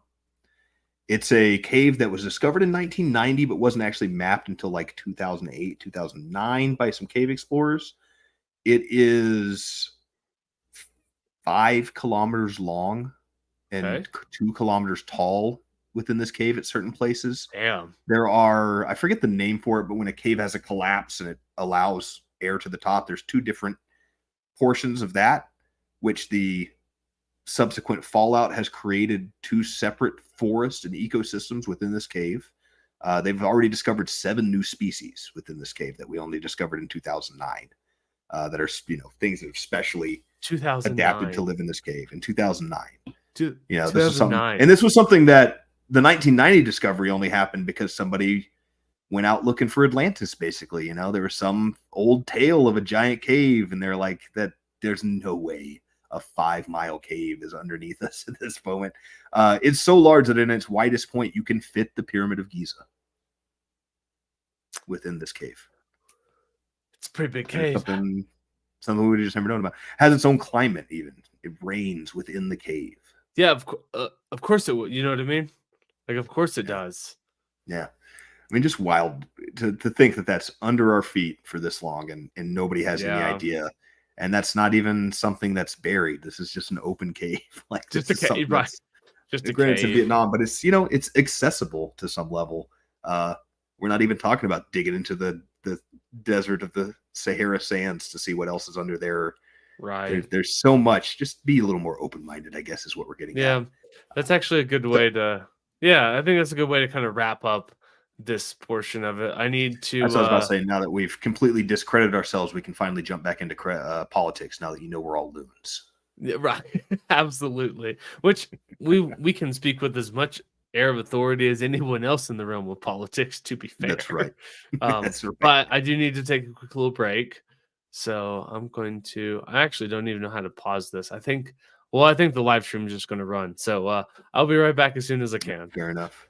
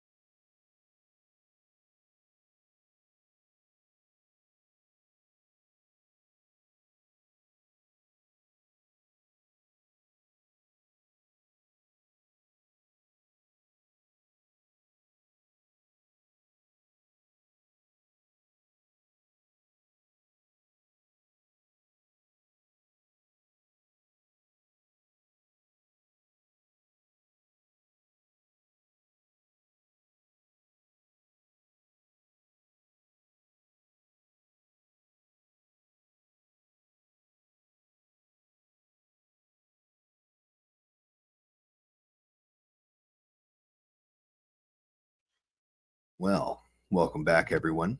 Hope you all enjoyed our quick urination break as Matthew and I recharge for the political segment of Against the Mob podcast.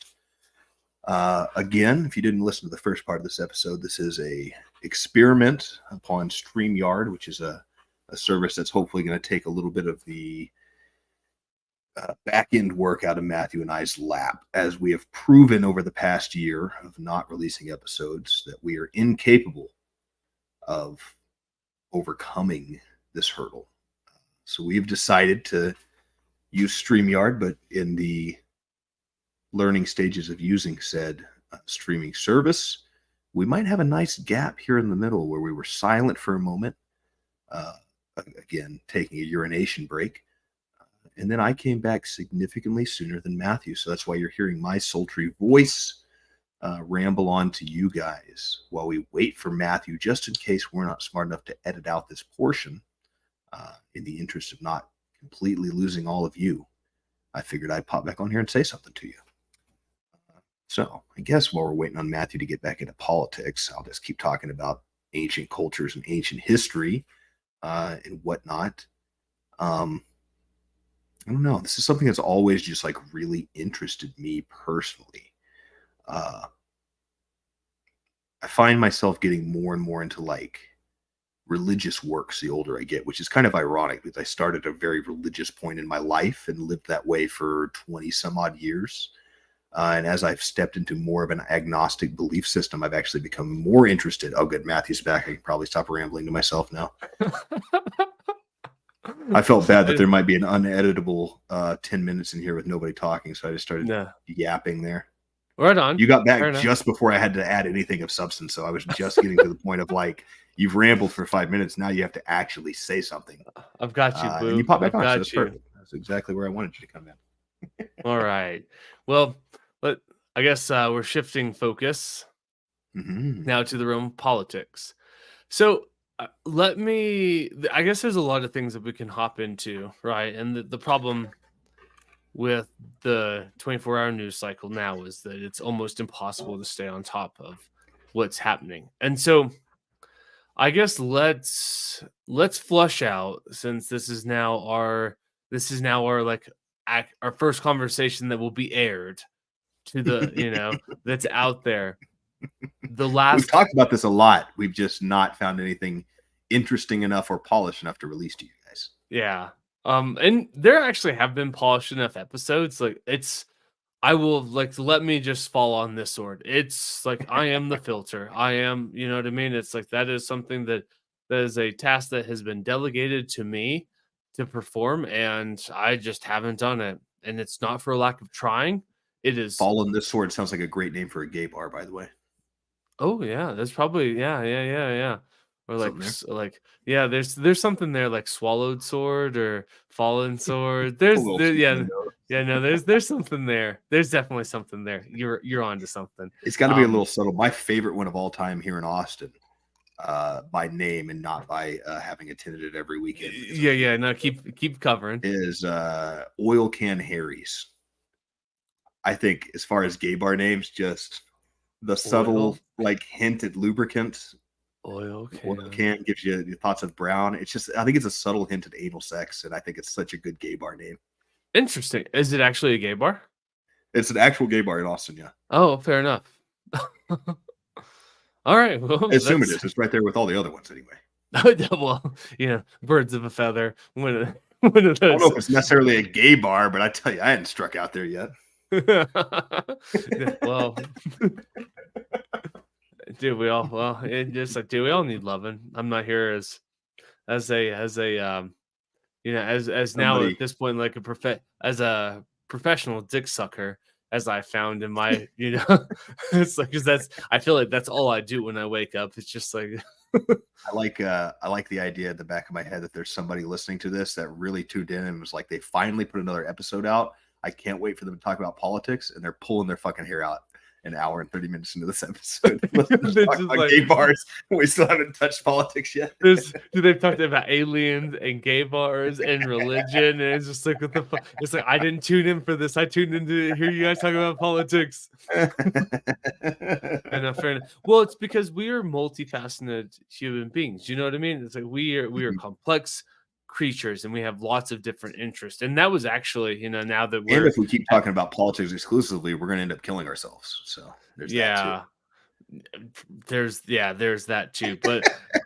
But I guess one of the things, you're right, like a little behind the scenes thing is like that was something that had made me grow very weary about this endeavor, was talking about politics week in and week out, and I needed a reprieve from it, because that coincided with like the coupling of like our last, like I've been reflecting on this, right? Like our last episode that we released last June or whatever kind of coincided with kind of the pinnacle of the shittiness of my term in public office. It's like, and so I came to the point where it's like I am just so over politics. Like I can't stomach it anymore. I don't want anything to do with it, and I needed a break.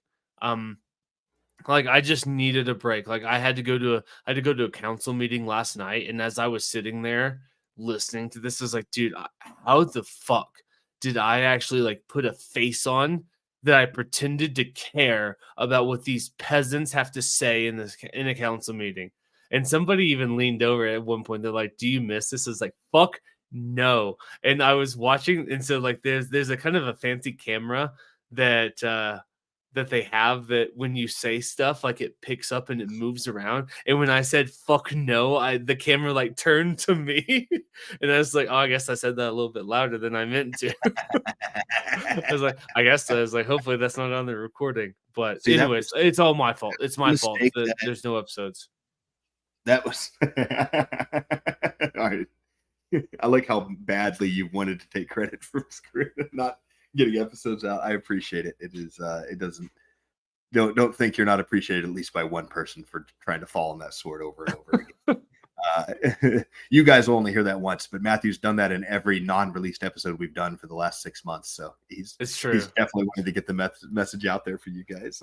But it's I think it's a microcosm of all of you not real libertarians out there that just weren't real libertarians like me. It's the same thing of what it's always been with politics. If voting mattered, they wouldn't let you do it. And you guys all thought you were going to be able to change the world when you got really into politics. And now when you've realized you can't, you're getting upset. Whereas I'm a true libertarian anarchist in that I sit here and I say snide things on the sideline and I watch it like I watch Game of Thrones, and I don't participate in politics at all because I know it doesn't really matter and you don't have any control about it. And so everybody else is in the post-libertarian thing where they're moving on. They're all becoming Republicans. And I'm still sitting here going like, guys, it never mattered. It never mattered and nothing's changing. There is something about like, because I'm definitely in my post-libertarian era, but I'm also not a Republican. You know what I mean? By saying error there. Oh, era. Sorry. But no, that's probably a Freudian slip. I've not like had the full circle to now I'm a Republican. You know what I mean? Like I haven't gone that Shane far. Gillis special and you'll be there. No, that's okay. So I will say, so Matt Mitchell's wife, Megan, she was a Senate staffer. I can't remember what senator she worked for, but anyways, she's got these really awesome like etched glass office of the vice president, and it's Dick Cheney's office.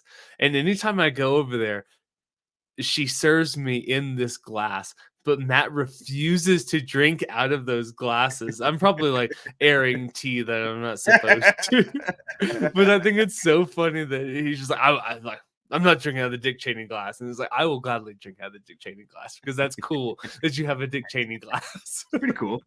Even if it is a horrible war criminal, it's pretty cool. Absolutely. Like that's not lost on me, but it's also like, I'm definitely going to drink out of those glasses. That was a gift to, you know, it's anyways, that's neither here nor there, I do suppose.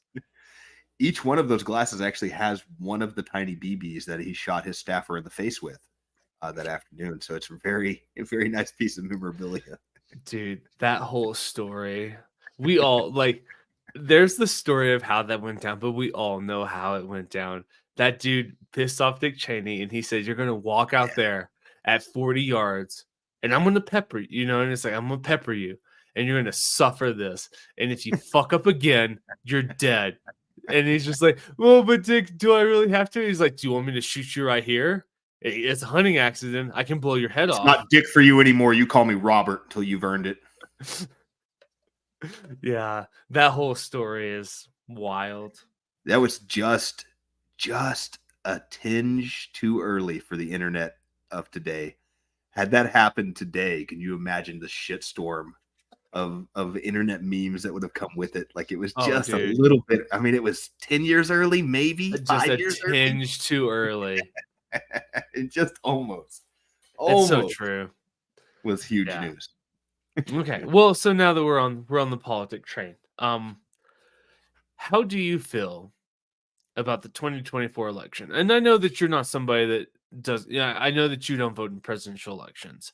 I have thrown away my vote. I laugh at presidential elections. Yeah, I've thrown away my vote every year for the Libertarian candidate. I can't bring myself to vote for the Libertarian candidate this year. So now I'm in this crisis of like, do I go out and vote for Trump or do I not vote? And I'm definitely not on the I'm going to go out and vote for Trump. Libertarian pick of RFK, like the cool kid protest vote isn't even available anymore. Yeah. And so, and by no means am I like a Trump supporter, as we've said hundreds of times. You know, this just popped in my head.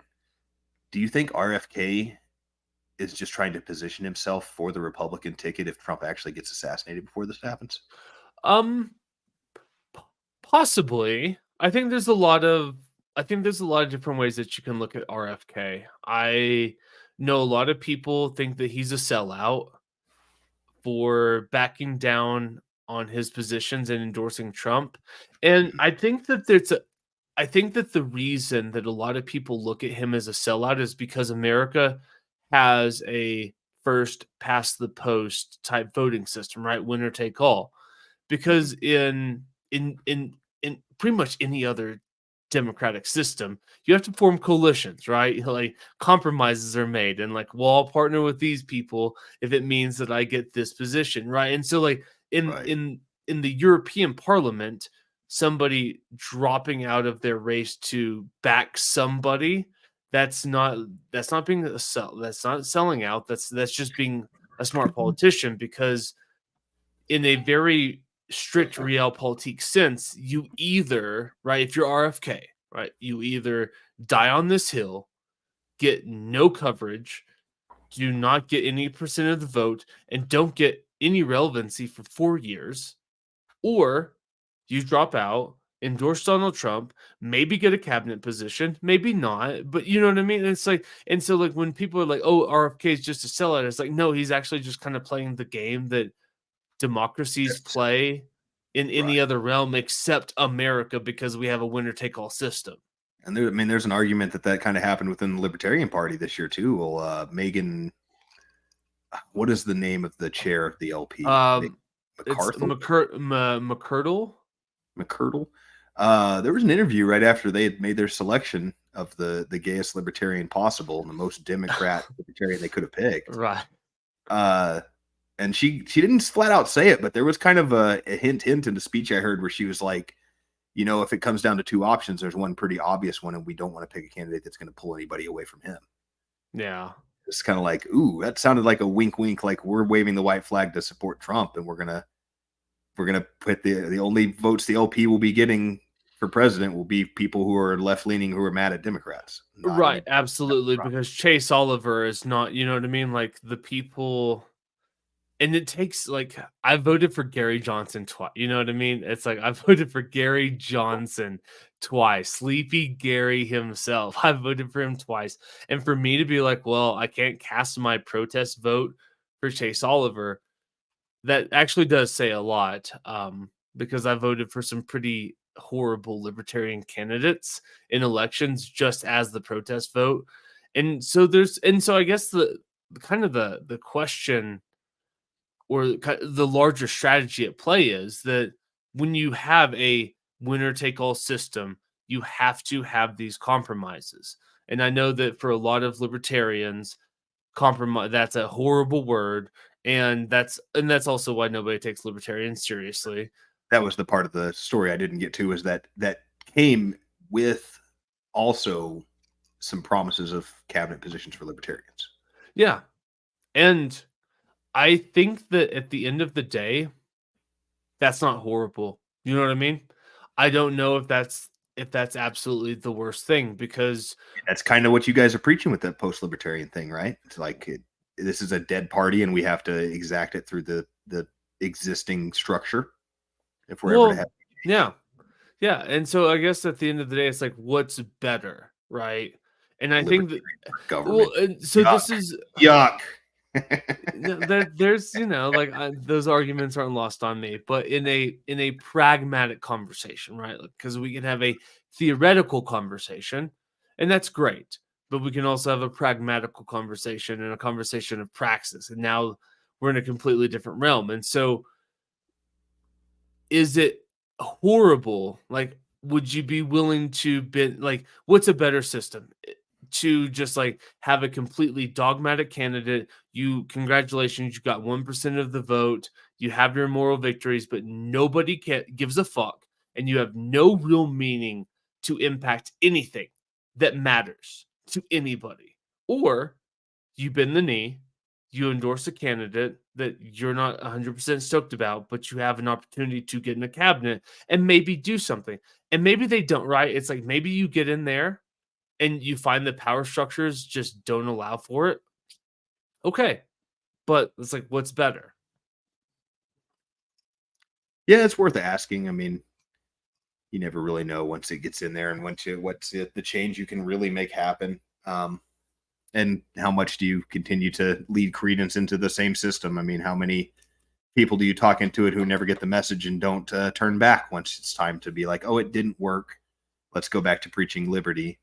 I think there's great value personally, obviously, with my exchange of it, and that the only way to find a libertarian future is to influence the culture first, and to get those ideas out there. And perhaps you can say that is more well done by the Thomas Masseys and the Ron Pauls of the world than that work within the Republican Party, rather than trying to be the party that is the only party within the ideology that consistency. That, hey, we're not blowing with the wind with just whatever the popular thing is for the right or the left this day. But that also comes with people having to actually pay attention to the politics they're voting on, which I think is maybe the smallest voting minority is people actually paying attention to politics. No, you are asking an awful lot of the electorate, but I will say that there's something about, and this is something that Kiefer's been talking about, that's like, we've already won, but we just don't know it. And he even made a post the other day that it's just like, it's like 418 or 718 AD, and you have no hope. And because eventually what's going to happen within 2 years, all of the Muslims are kicked out of Spain and Spain will be Christian again. You know what I mean? And so it's just like this. I appreciated the post and the perspective that it offers, right? It's like you were on the cusp of experiencing something that you never thought was possible, yet within 2 years, the Muslims are gone and now Spain will be Christian again. But I wonder about this, like, I don't know if you watched like RFK's like concession speech to a degree, or like what he, like when he spoke with Trump. And something that stuck out to me when RFK was on that stage talking, right, with Donald Trump, he said things that have never once been a part of the Trump campaign. It's never been part of the rhetoric. It's never been part of anything. But the amount of positive reaction that you get makes me think that the culture is tending and trending towards this, right? It's like, when have you ever heard Donald Trump talk about like good, clean, healthy food? Like, when has that ever, like, this is a dude that famously eats McDonald's. You know what I mean? This is a guy that bought McDonald's for, you know what I mean? Like, this is a guy that bought McDonald's for the national championship team when the government was shut down. You know what I mean? It's like, that's not somebody like, when have you ever heard Donald Trump say, we're going to make America healthy again? But when RFK is on that stage and he's like, this is what we want to do, and he says, I support somebody that wants to make America healthy again, and the crowd reaction, it was very, you know what I mean? And so it's like, I think that those things are trickling into the zeitgeist. And I go back and forth between like the ultimate fascist, where the peasants don't matter, do not give them a say, but also like, maybe we should trust the peasants. And when I say that you trust the peasants, like, they're peasants. They need time to come around to these things. We can't expect them to jump onto stuff. And so like the fact that you get a groundswell of people being like, yeah, I like RFK when he says, let's make America healthy again. It's like, I think that is the beginning of this shift. It's not happening in 2020. He actually said, make America healthy again, I think was the. Yeah, he did say that. And what a shame, right? What a shame that and I can't remember what the ailment is that afflicts his voice, but maybe if he didn't have, like, we're still very superficial in the way that we elect people. Like, maybe if he had a good voice, RFK would be at 30% of the polls, and we'd be talking about like, how the fuck is this independent about to steal an election? Because he's got, it's like RFK is such a fascinating character in the sense that when he is good, he is the best. When you get RFK on message talking about things, like, he is the best. But when he's not, he's very divisive. Yeah. With that being said, so there was a whole lot of hand wringing and worry about what hand wringing is the wrong one, grasping of pearls, and what was the RFK? Who is he stealing candidates from? Is that going to be what decides this election? Is where RFK is stealing the voters from in the middle, and who would they have been supporting? Would they more likely be Trump or more likely to be Biden at the time? The poll showed Trump. So, good for Trump to wrap that up then, obviously. I thought that this would be a little bigger moment, I guess is what I'm getting at, that when RFK came out in support of Trump, along with Tulsi Gabbard, Elon Musk, and not that Zuckerberg supported Trump, but he did come out and have this very interesting statement about, yes, the government did ask me. I was approached by the Biden regime multiple times to censor COVID-19 stuff, to censor war in Ukraine stuff, to censor specifically the Hunter laptop and the Burisma, that being the biggest one, that during a campaign, this was suppressed by the government, essentially, or at least acquiesced to the government. And that's a pretty big one. Again, I guess anytime I see something like this, that I'm like, this should have a big impact, I am learning more and more to take it with a grain of salt, because most people just aren't paying attention to politics like I am. So this is something I've been waiting to drop for a long time, but people that don't pay attention to politics, they're like, what are you talking about? What was that, 4 years ago? I don't care what happened in COVID anymore. COVID's over. Like, we're not worried about that. They don't see the larger implication of it. But I guess I found it interesting. I was looking at all the odds. I've been following very closely, mostly because I made a nice little chunk of money on it not being Joe Biden. Good for you. Chunk more if it could have been Michelle Obama, but I still made a nice little chunk of money on it. Just all right, not being Joe Biden. Please. Can we stop? Okay, thank you. I know that none of these this have your victory lap. This has been an ongoing thing of all of these episodes that have never been released. Logan has been on it. That is Michelle Obama, and I have been opposed fundamentally that it is not. So I will give you congratulations. You made your money. It is not Joe Biden.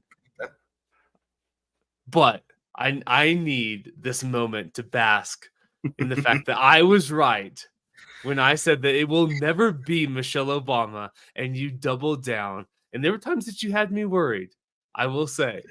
I did double down. I really think that it was a possibility up until very recently. I think that Kamala somehow, despite being Kamala Harris and being so unlikable, actually did kind of bring the Democratic Party together, at least all the donors and all the big wigs, and was able to bring it into power. But I think that the world will never know how fucking close we were to a Michelle Obama presidency.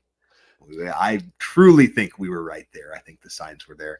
And I was beating that drum forever. To Matt's credit, he shot me down every single time. Maybe not the first time I said it, but pretty close after that. You did a good job of shooting me down. And it irks me to my core that I don't get to hold this one over you, because the vehement nature of which you took against that stance. I was so excited. I do want to point out that I took a bet out at plus 4,000 odds, and it got all the way down to the triple digit range. She was never favored. That's a huge increase in probability. I feel like I read some tea leaves there. I felt like I was on it early, and it became a very popular puff piece. There were a lot of articles written, op-eds written about how Michelle Obama should be the candidate. So I do want to point out that though I was wrong, ultimately I did see the tea leaves in that one about 3 years early, and I felt pretty good about that. That's fair. It feels good to be right, though. Yeah, whatever. But yeah, so as I've been watching these polls go up and down in the betting odds, Kamala took over as the favorite about a month ago. Not anything. I mean, it's like minus 120 to plus 100, which means you get even odds if it's Trump, and you have to bet $120 to win $100 on Kamala if she's the president. So it's very tight, very close. But after RFK, after Tulsi Gabbard, after Zuckerberg, I kept looking. And it's maybe went from like minus 130 to minus 120, something like that. But nothing significant moved it at all. And I was, maybe a little surprised, but is that just my bias of following politics too close? Or were you surprised at all that didn't move the needle? No, I'm not surprised that it moved the needle. I think that people are overestimating the attention and the groundswell that Kamala has gotten, because there was right before you have the debate, right? And this is the problem with the 24-hour news cycle is that we forget how, it's like we forget way more than we remember.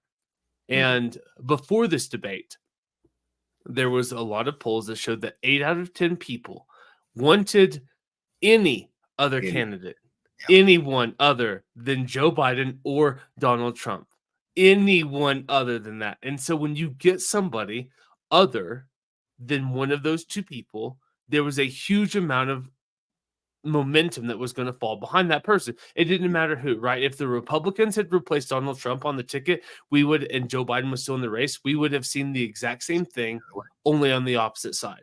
And so everyone needs to settle down that the momentum behind her was built into the equation. I remember talking to somebody when I was coaching at a clinic up here at the coach's house. It's like, if you read, I was talking to this person, it's like, if you were the candidate for president of the United States as the Democrat, you have 45% of the vote built in, right? It's like you were already, it's like you're in a really good running. It's like other Democrats in the past would have loved to have what you have built into your platform by virtue of not being Donald Trump. Mm-hmm. And I think a lot of people have overestimated how popular she is, just because there's, there's a lot of people that are just like, oh, thank God. It's also a lot of the case against her again was like meta politics. You had to go back to primaries 5 years ago, right? Who even remembers that she was running? Who remembers that Tulsi Gabbard undressed her on stage and completely unraveled her campaign because of her atrocities against the black community primarily? Nobody knows that. Nobody knows that. That's not paying attention to politics. And everybody that's paying attention to politics already knew who they were voting for before they even switched out by. Sure. For the most part. So, yeah, it just didn't, I don't know. I guess, again, I kind of fell to the fallacy of thinking even a small group of people, a measurable group of people pay attention to politics like we do, and that would cause her not to skyrocket. You also have, I don't know if this was intentional or not. I'm thinking more and more that maybe it was. Think about how much rhetoric about gerontocracies we had about 6 months ago. Oh yeah, and now all of a sudden Kamala's she's the young person. Yeah, and all of a sudden now Trump's old candidate, and Trump's the old man. So I wonder how much. I mean, that's some deep political chess right there that I honestly have to give him a little kudos to if that was intentional. That's a pretty good move because there's been a ton of rhetoric about that. So we already know, which I think is one of the dumber national conversations we've had in a while. Yes, we don't need 80-year-old people. I agree. But to think that the only problem with government is that they're old people is asinine. And I think it makes it completely obvious that you don't pay attention to politics at all, because young people can be just as atrocious and sometimes even more so. It's just a matter of like how good the person in power is. And there's plenty of bad ones at every age group. And there's plenty of new ones. That same corruptive political machine that has gotten all these guys mired in grotesque misuses of government. They're training the next class of them right now. So even if you go get one of the 30-year-olds, they're already been bought. They're not waiting for them to be 80 years old to buy them out for the lobby system to get in there. I also think there's just a nice chunk of the population that's going to vote for her because it's potentially the first female president. I was shocked that Trump won the first time because Hillary was the first female eligible to be president. I thought that it would just be a swell. It's a little harder to say that that's why Obama won, because Obama is a just political monster. I mean, he is a political monster. Tremendous speaker, a great charismatic human, and he's very rarely caught with his pants down on stage. So I don't know that I would attribute that necessarily to Obama, but I think that's basically was the Hillary campaign. There was nothing Hillary was running on that was positive rhetoric or good policy in my mind. It was simply, it's her turn. It was the fucking slogan was not, I'm going to make this place better, or I'm the right person for the job. It's time for a lady. Right. Cycle now, but there is a portion that votes for that, I mean, absolutely. I thought that was essentially the depth of my political thought when I was 18 years old and Obama was running. Was like, I don't know. I guess it'd be cool if the black guy won. Maybe that would help out race relations in this country a little bit. Seems like it might have had the opposite effect, but yeah, there's Fired up some of arguments on both sides. Yeah, there is something when you say about Obama, right? Because like you and I are political junkies, and we spend way more time than your average person digesting, trying to understand all of this, and trying to put it in like a frame of reference that fits into our worldview and how does you know what I mean? And, like, I will say that watching that speech of Obama, he is a political monster. You said it right. Like there's, you know what I mean? It's like there has not. He is probably one of the best politicians that we've seen in the last 40, 50, 60 without the years. sex scandal, man. Yeah. You know, Clinton was on that trajectory too. He just couldn't stop fucking every intern in the White House and it got For caught up to sure. Yeah, that's fair. And it's like, but in watching Obama on that stage, it's oh yeah, no, this is a political beast. And don't get me wrong, right? Like the Obama presidency is not perfect because I think that by the standard that you and I approach the presidency of the United States, like you're never going to have a perfect presidency. But this is also a guy, you know what I mean? It's like, by all intents and purposes, I think that history will look very kindly upon Obama. You know, I think he will get the opposite of the Wilson treatment, where people in the moment looked at Wilson and they said, oh, he's a horrible president. Or no, they said he's a great president, but now it took us 100 years to be like, God, he was a horrible president. I think Obama will have the opposite. I think that a lot of people look at Obama as like, God, he was such a bad president.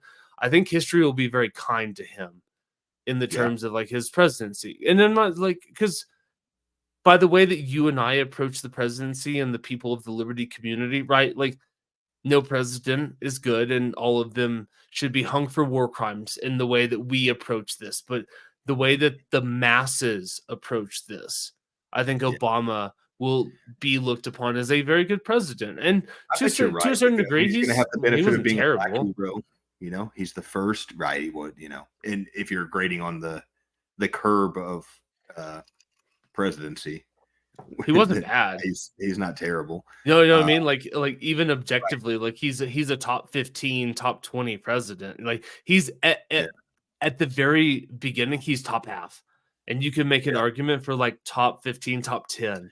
I guess squirrely because you know what are your parameters of it and all that. But if you're grading them on the curve compared to other presidents, then they're all war criminals. So like you can't really hold that against him if every single other one's a war criminal. Right. Like the only guy that was slightly better on war was probably Trump. You know? Yeah, to a degree, and it's like it's not great. Yeah, not like Trump was amazing. He just didn't really get the opportunity to start a real good new war that they wanted to be in. But it's not like he's not doing his saber rattling right now about Israel and Palestine, and you know, it's not like he's going to be awesome about that when he gets back in there, if he gets back in there. Yeah, and I guess one of the things that's really interesting about this is that, and I recorded like one night. I had a friend in town. We were supposed to record an episode because we had a lot of like really good conversations, but then he was running a little late. He was tired, and so I had all these ideas, and so I like recorded my first solo episode, and it lives on my computer where it will die. You know what I mean? It'll probably never get out. But one of the things that I was chewing on is this idea of, oh fuck, I lost my train of thought. Anyway, I actually lost my train of thought. Well, anyways, if it comes back to me, I'll bring it back. But yeah, please feel free.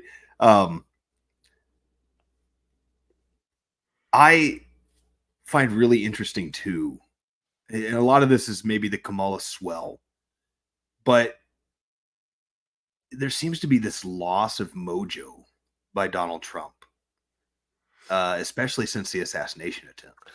It makes sense. And I heard Dave Smith on a podcast kind of speculating on that and saying he sounded spooked, like especially when Elon Musk was interviewing him and trying to like goad him into talking about conspiracies with the assassination attempt. He doubles down on supporting the Secret Service and talking about how great they are. And yes, there are mistakes, but we'll have a lot to learn. There's a lot of great people. And Dave's take on that was, man, it sounds to me like somebody who might be having finally got the message that, hey, dude, you better get in line or we are going to take you out. You won't be unalived if you continue kind of this rhetoric and this flamboyant way of politicking that's getting the peasants a little riled up. I think that's one definite possibility. But it's just really interesting that, I mean, the campaign seems to be completely dropping the ball right now. It should be all about, with the Zuckerberg thing coming out, especially now, it should be about Democratic collusion, deep state, the assassination attempt, and no more wars. He should say nothing else on stage. And I don't know, it just seems like that's not what he's aiming at right now.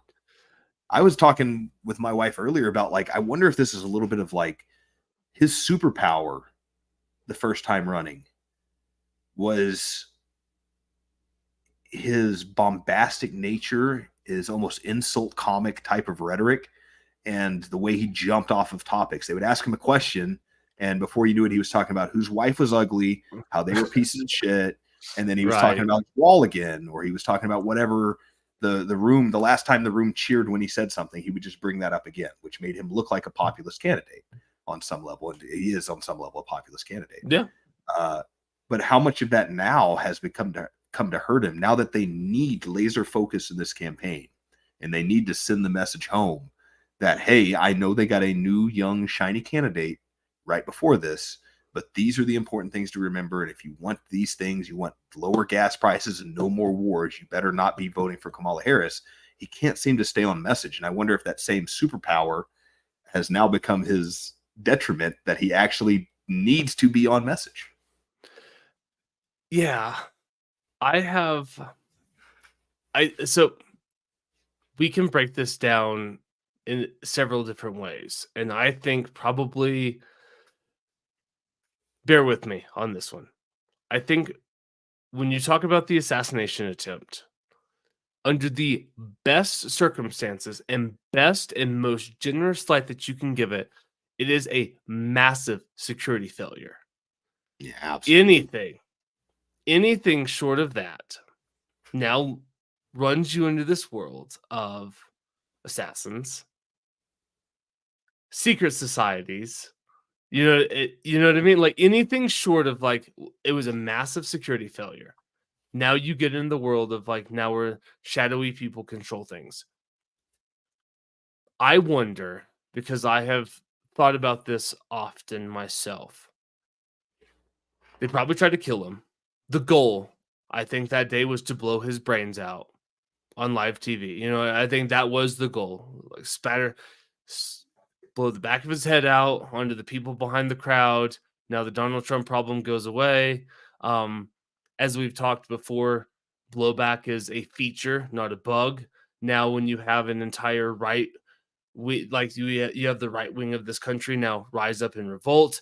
Perfect. You have the perfect. You have all of the presidents you need to crack down. Exactly. Now you get to do all the things that you want to do, but you could never do it until you blew out their leaders' brains on live TV. But now that you have, and they react, which you would expect. Well, perfect. Now we have the pretense of it. That was probably the goal.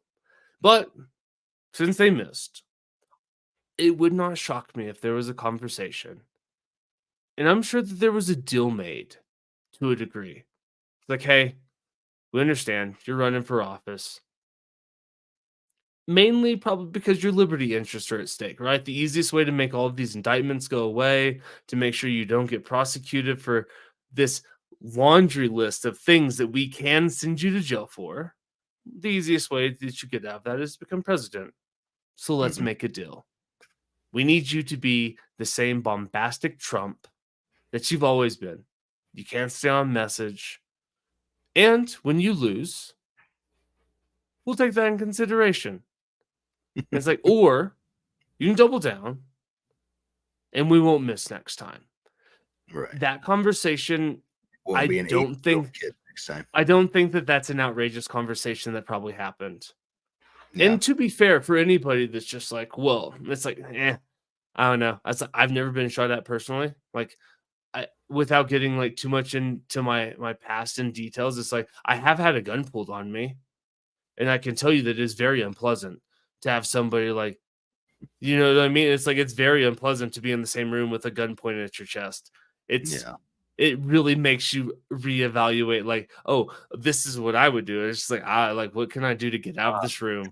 You know what I mean? It's just like, back out of this room as quickly as possible. exactly. It's like I have all of these grandiose thoughts about how I'm behaving. And it's like all of a sudden when it's like, it's like, well, clearly you're in charge, sir. Like, how would you like to handle eyes, grab the barrel of that gun, put it on my head, and say, "You look me in the eyes when you take my life, you piece of shit."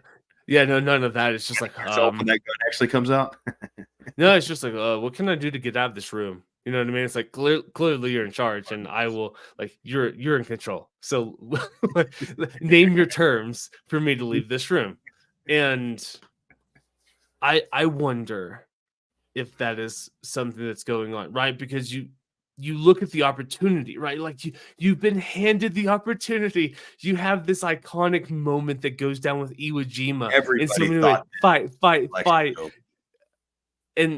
But now, like, you just can't, like. That's a good point too. Now, granted, when you have the adrenaline pumping, you don't have time to think about what you're doing in that moment exactly. Yeah. But he came out strong on stage, and then just kind of nothing after that. All of a sudden, there was no more fight the deep state, no more we got to get rid of these bad actors, no more look what Joe Biden's doing, this corrupt organization. Just kind of piddled away. It makes sense that maybe a conversation happened there, or at least Donnie took the message home that, hey, bad things are about to happen to you and your family if you don't cut this out. Yeah, maybe you don't even need the conversation. You know what I mean? Maybe the fact that it happened is enough. And as people, because I've heard of so many people like Donald Trump's stupid. Like that he is not stupid. There's one thing that man is not. He is not dumb. And so maybe you don't even need to sit him down. Maybe blowing off the top of his ear is as much as a message as you need to send. It's like next time we won't miss. And like you said, I don't I don't think you shoot a guy's ear off as a warning shot. I think that was a very fortunate moment for Donald Trump. So I think that the government was involved. They did intend to kill this guy. Absolutely. Whoever, everybody behind the guy who pulled the trigger, whoever, even if it's just him or if it's a whole litany of people. Oh no, he had an encrypted phone that's got ties to NATO now. You know what I mean? There's a lot of that stuff. I hadn't actually heard that yet. Interesting. Yeah, there's a lot of that stuff that's just, you know what I mean? And we're never gonna. Oh, you guys are even talking about that? That's like 3 weeks ago, man. News cycle. And we're never gonna talk about that. And it's just never gonna come up again. Yeah. Did you like that? They finally did say no Nord Stream. They finally came out and said that they think they knew who did it, and it was, drum roll, us in the UK. And everybody kind of went, who cares? We're already in the war now. It's too late. We don't give a shit anymore. Yeah. I think that is probably the consequence. As you said, right? There's a lot of good things that have come with the power of information. But I think that is the downside that we never considered, is that now we live in a 24-hour news cycle and nothing takes hold. Yeah, there's like just wait a couple of days. It'll blow over. There will literally be something else that takes over the news cycle. I mean, the fact that we're 6 weeks about Vance fucking a couch when he was a teenager. Dude, we are 6 weeks out from somebody trying to kill the front runner of the Republican. You know what I mean? The Republican candidate. We're 6 weeks out, and that's not even a story anymore. Literally not even a story. It's nowhere in the news. It's not mentioned. You know what I mean? That is gone. And it will never enter the zeitgeist of our society again. It's out. You know what I mean? It's gone. Which is part of the incredible moment of how did they not capitalize that? Which, comes back to the conversation idea, I guess. I think this is getting close to wrap time, but I have one more interesting thought I wanted to share with you and let you hit me with it. So there's been a large and growing sentiment that the Democrats kind of deserve to lose this election because of all the shady things they've done, all the cover-ups and the fake stories of Russian collusion and the indictments and all of these things, all the way back to even them shoehorning Donald Trump into running in the first place because they thought he'd be an easy mark for Hillary Clinton. They have done so much and I'm sure it goes back way farther, but over the last 3 presidential cycles, there's been so many under the table, shady things the Democratic Party has done to ensure their victory that now, when it came down to the end of it, the irony of this whole situation, now that they were able to remove Biden and Bull Harrison and the swell that it got just not being Biden or Trump, the great irony is the only way for the DNC to lose this race is for all of that stuff to gain attention. And that ultimately the only thing standing in the way of the DNC, as usual, is the DNC and all of the shady stuff they've pulled in the last 12, 16 years, and the potential for that to come to light and blow up in their face. Yeah, that's when you say that to me, I want to say, duh. Right. But to anybody that's not as tuned in as us, that might be like a revolution. You know what I mean? Like that could be mind blowing. The fact that like, oh, you're like the party that wants to die on the hill of democracy and people's choice has now, for the 3rd time in a fucking row, put a president, put their presidential nominee that the people didn't want. 3 times in a row. And that's the thing. It's like, don't lecture me about democracy. I have some very liberal friends up here, and we were talking about this over drinks one day, and it's like, spare me. You know, it's like that's my new phrase when someone starts to, I said, spare me your talk about democracy, because this is what your party has been up to. So don't tell me about how democracy is on the ballot and it's a threat when you guys can't even hold a fucking primary without cheating.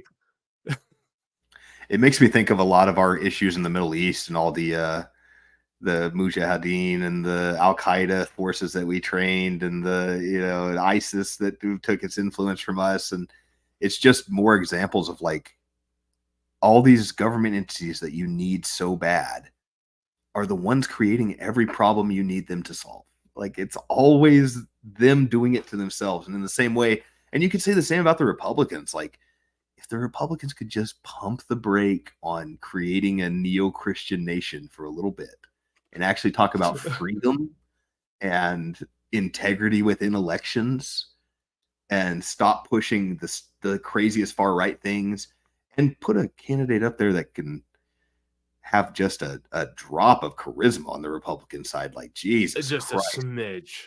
Trump is their charismatic like messiah, and it's Donald Trump. Like he's not that charismatic, guys. Not at all. They're yelling the whole time. But he's got the charisma of a cactus. You know what I mean? I like that's pretty good actually. I like I believe it was Milo Yiannopoulos I heard say when people were talking about DeSantis maybe taking over for Trump, he said that DeSantis has all the charisma of a wet paper bag. Mm-hmm. And it's like that's the second best choice you guys had when it comes to charisma. You're running people with the equivalent charisma of a wet paper bag against Barack Obama. You're gonna fucking lose. You're gonna lose. Shit. You're gonna lose. Because if there's one thing that like Barack Obama, go ahead. Parties are up against such horrifically corrupt, hypocritical, non-ideological, consistent parties that the greatest advantage that party has against them is their own shitty rhetoric, their own terrible, cringy ideas, and their inability to seem human. Yeah, absolutely. And I think we can wrap up on this. There's either one of two things that comes from it. Either the idea of like, I don't know, the democratic experience and the idea of personal freedoms and liberties like fall back into the trend of human history, which is none at all. And we revert back to like this dictator fascist type of environment, or it is enough to spur people to be like, well, this is bullshit.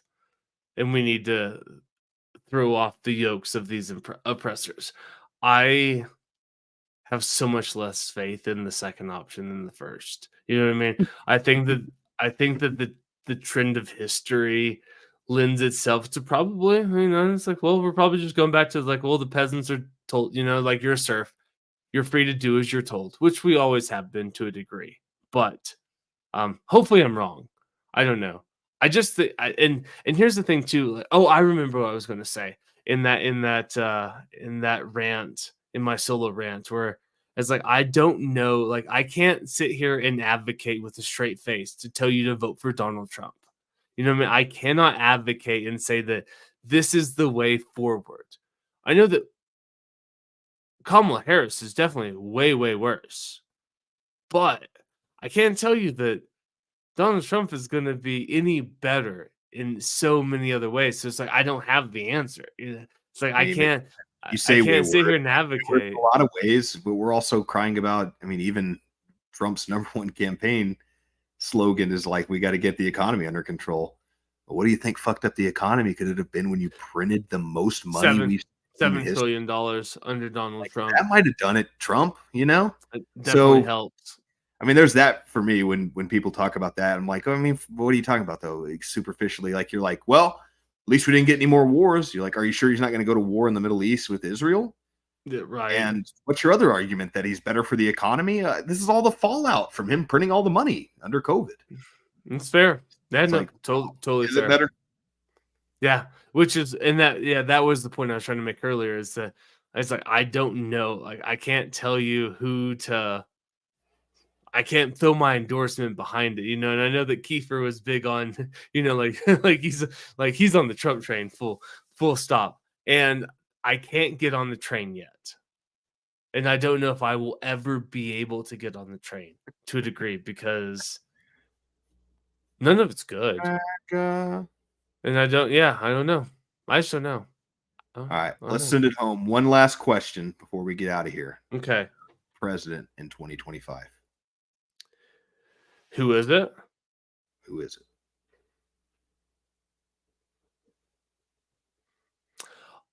I actually do think it's going to be Donald Trump.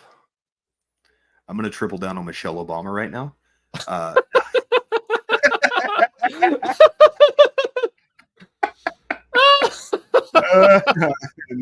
No jokes. I think I'm with you. I still kind of think this is Trump. I think that there's polling has skewed liberal in the past in recent elections. That he was projected to lose elections by a lot and ends up Right. them are coming very close. And we have a neck-to-neck tie right now in the polls.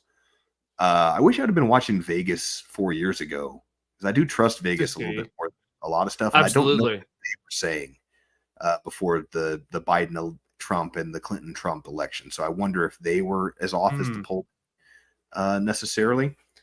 But yeah, I think there is, to your point earlier, there's a growing sentiment. There are comedy shows. A lot more comedians are saying conservative things that you just didn't see a lot 2 years ago. And the crowd responses are a lot less prickly than they would have been 2 years ago. I think people are a lot more open and outward spoken about anti-woke stuff and about, the conservative leanings. So I don't know. It's close. It's interesting, but I think I'd land with you too. I still kind of think it's going to be Trump. Yeah, and I will say this can kind of be the last thing that we say about the presidential election, that the polls of where Kamala is versus Trump are exactly where Joe Biden was versus Trump pre-debate. And so there's this skewed perspective of, oh, she's doing so good, you know what I mean? But it's like, no, it's actually like the Democrats are now just back up to where it was pre-debate because there might be a state where she might be leading by a point or two, but overall, the polls have actually just reached the same state that they were in early June. And everybody is so overwhelmed. It's like, oh, look how good she's doing. It's like, yeah, because Joe Biden took a fucking dump in the polls after. Right. But it's not to say that, you know what I mean? Like the race is once again within the margin of error. Yeah. And but everyone's like, oh, Kamala. It's like, no, once again, you know what I mean? It's like, we're back to just like the same race that we had in early June.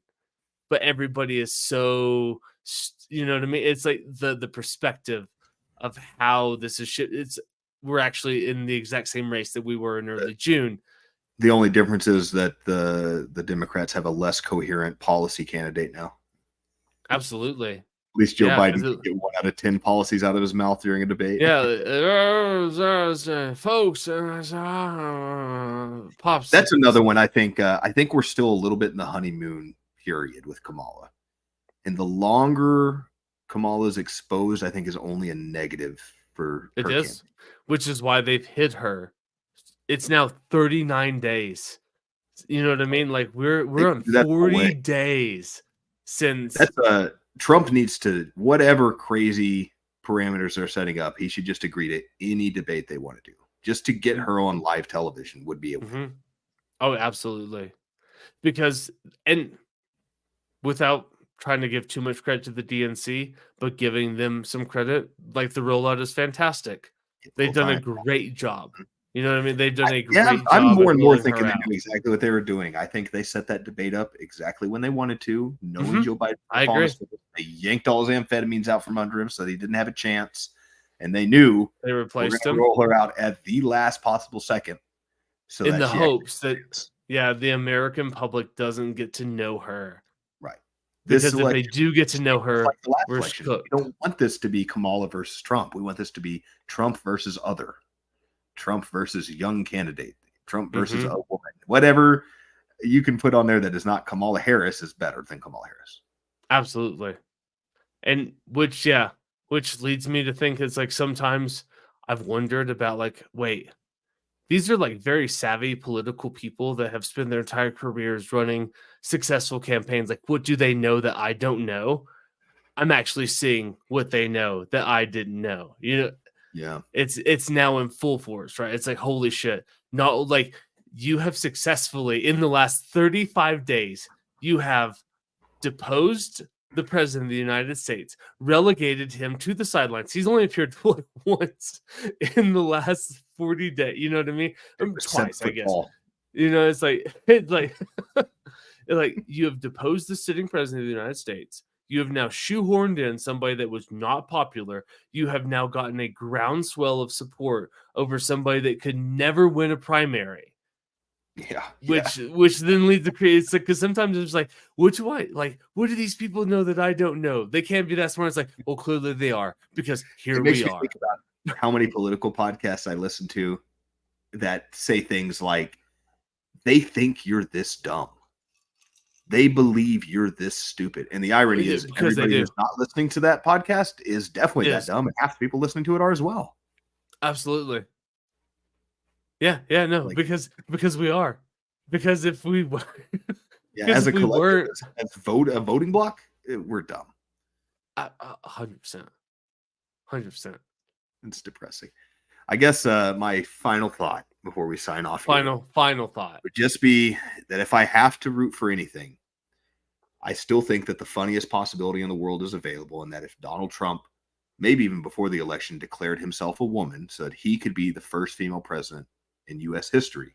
And bonus points if when he wins, he puts RFK in charge of the CIA. That would be a pretty great timeline. I want that so desperately. Like, Almost enough to vote. Almost enough. I want. Okay, so if Donald Trump came out, and these will be my final words. If Donald Trump came out and said, "I am now a female. I am asking your vote for the first female president of the United States, and I am going to appoint RFK as head of the CIA," I will be out there tomorrow You know what, that's true. campaigning. That's the one thing that would make me vote for Trump. Sure. I will be like, not only will I vote for Trump, I will be joining his campaign. Like, I will be volunteering my time to make sure that he gets elected. A lot of people told me your hair is too pretty for a man. It's too pretty, they say. You have wonderful eyes, beautiful eyes, supple eyes. I can't wait for it personally. All right, we're yeah. gonna send it home with that, guys. We appreciate you through this first inaugural relaunching of Against the Mob podcast. We hope you guys start to trickle back in here. We apologize for our long hiatus, but it is great to be back. It feels good knowing one of them's going up after all of the recordings we've done. The ether to twist the knife a little bit for Matthew. They're We're not not- in the ether. They're locked on my computer. Okay. The ether sounds better. I like to say the ether. But no, we hope you guys kind of enjoy the new format. We're going to go a little more loose form. We're going to kind of just talk about. We're going to incorporate a little more popular culture, just interesting ideas that we have along the way, and of course, we're going to always brush upon politics here and there, as we can't seem to, even when we try to write episodes that aren't about politics, we end up talking about politics a little bit. So we must be masochists as much as we talked about. We hate our own politics, and yet here we are back into it. So I guess with that, guys, we do appreciate your listening to Against the Mob podcast. Just remember out there, we want to keep our people over politics. Love those people in your life that are good people, even if they're dumb liberals, they can still be good people at heart. And fight against the mob out there, guys. Oh yeah. I love it. I don't know what we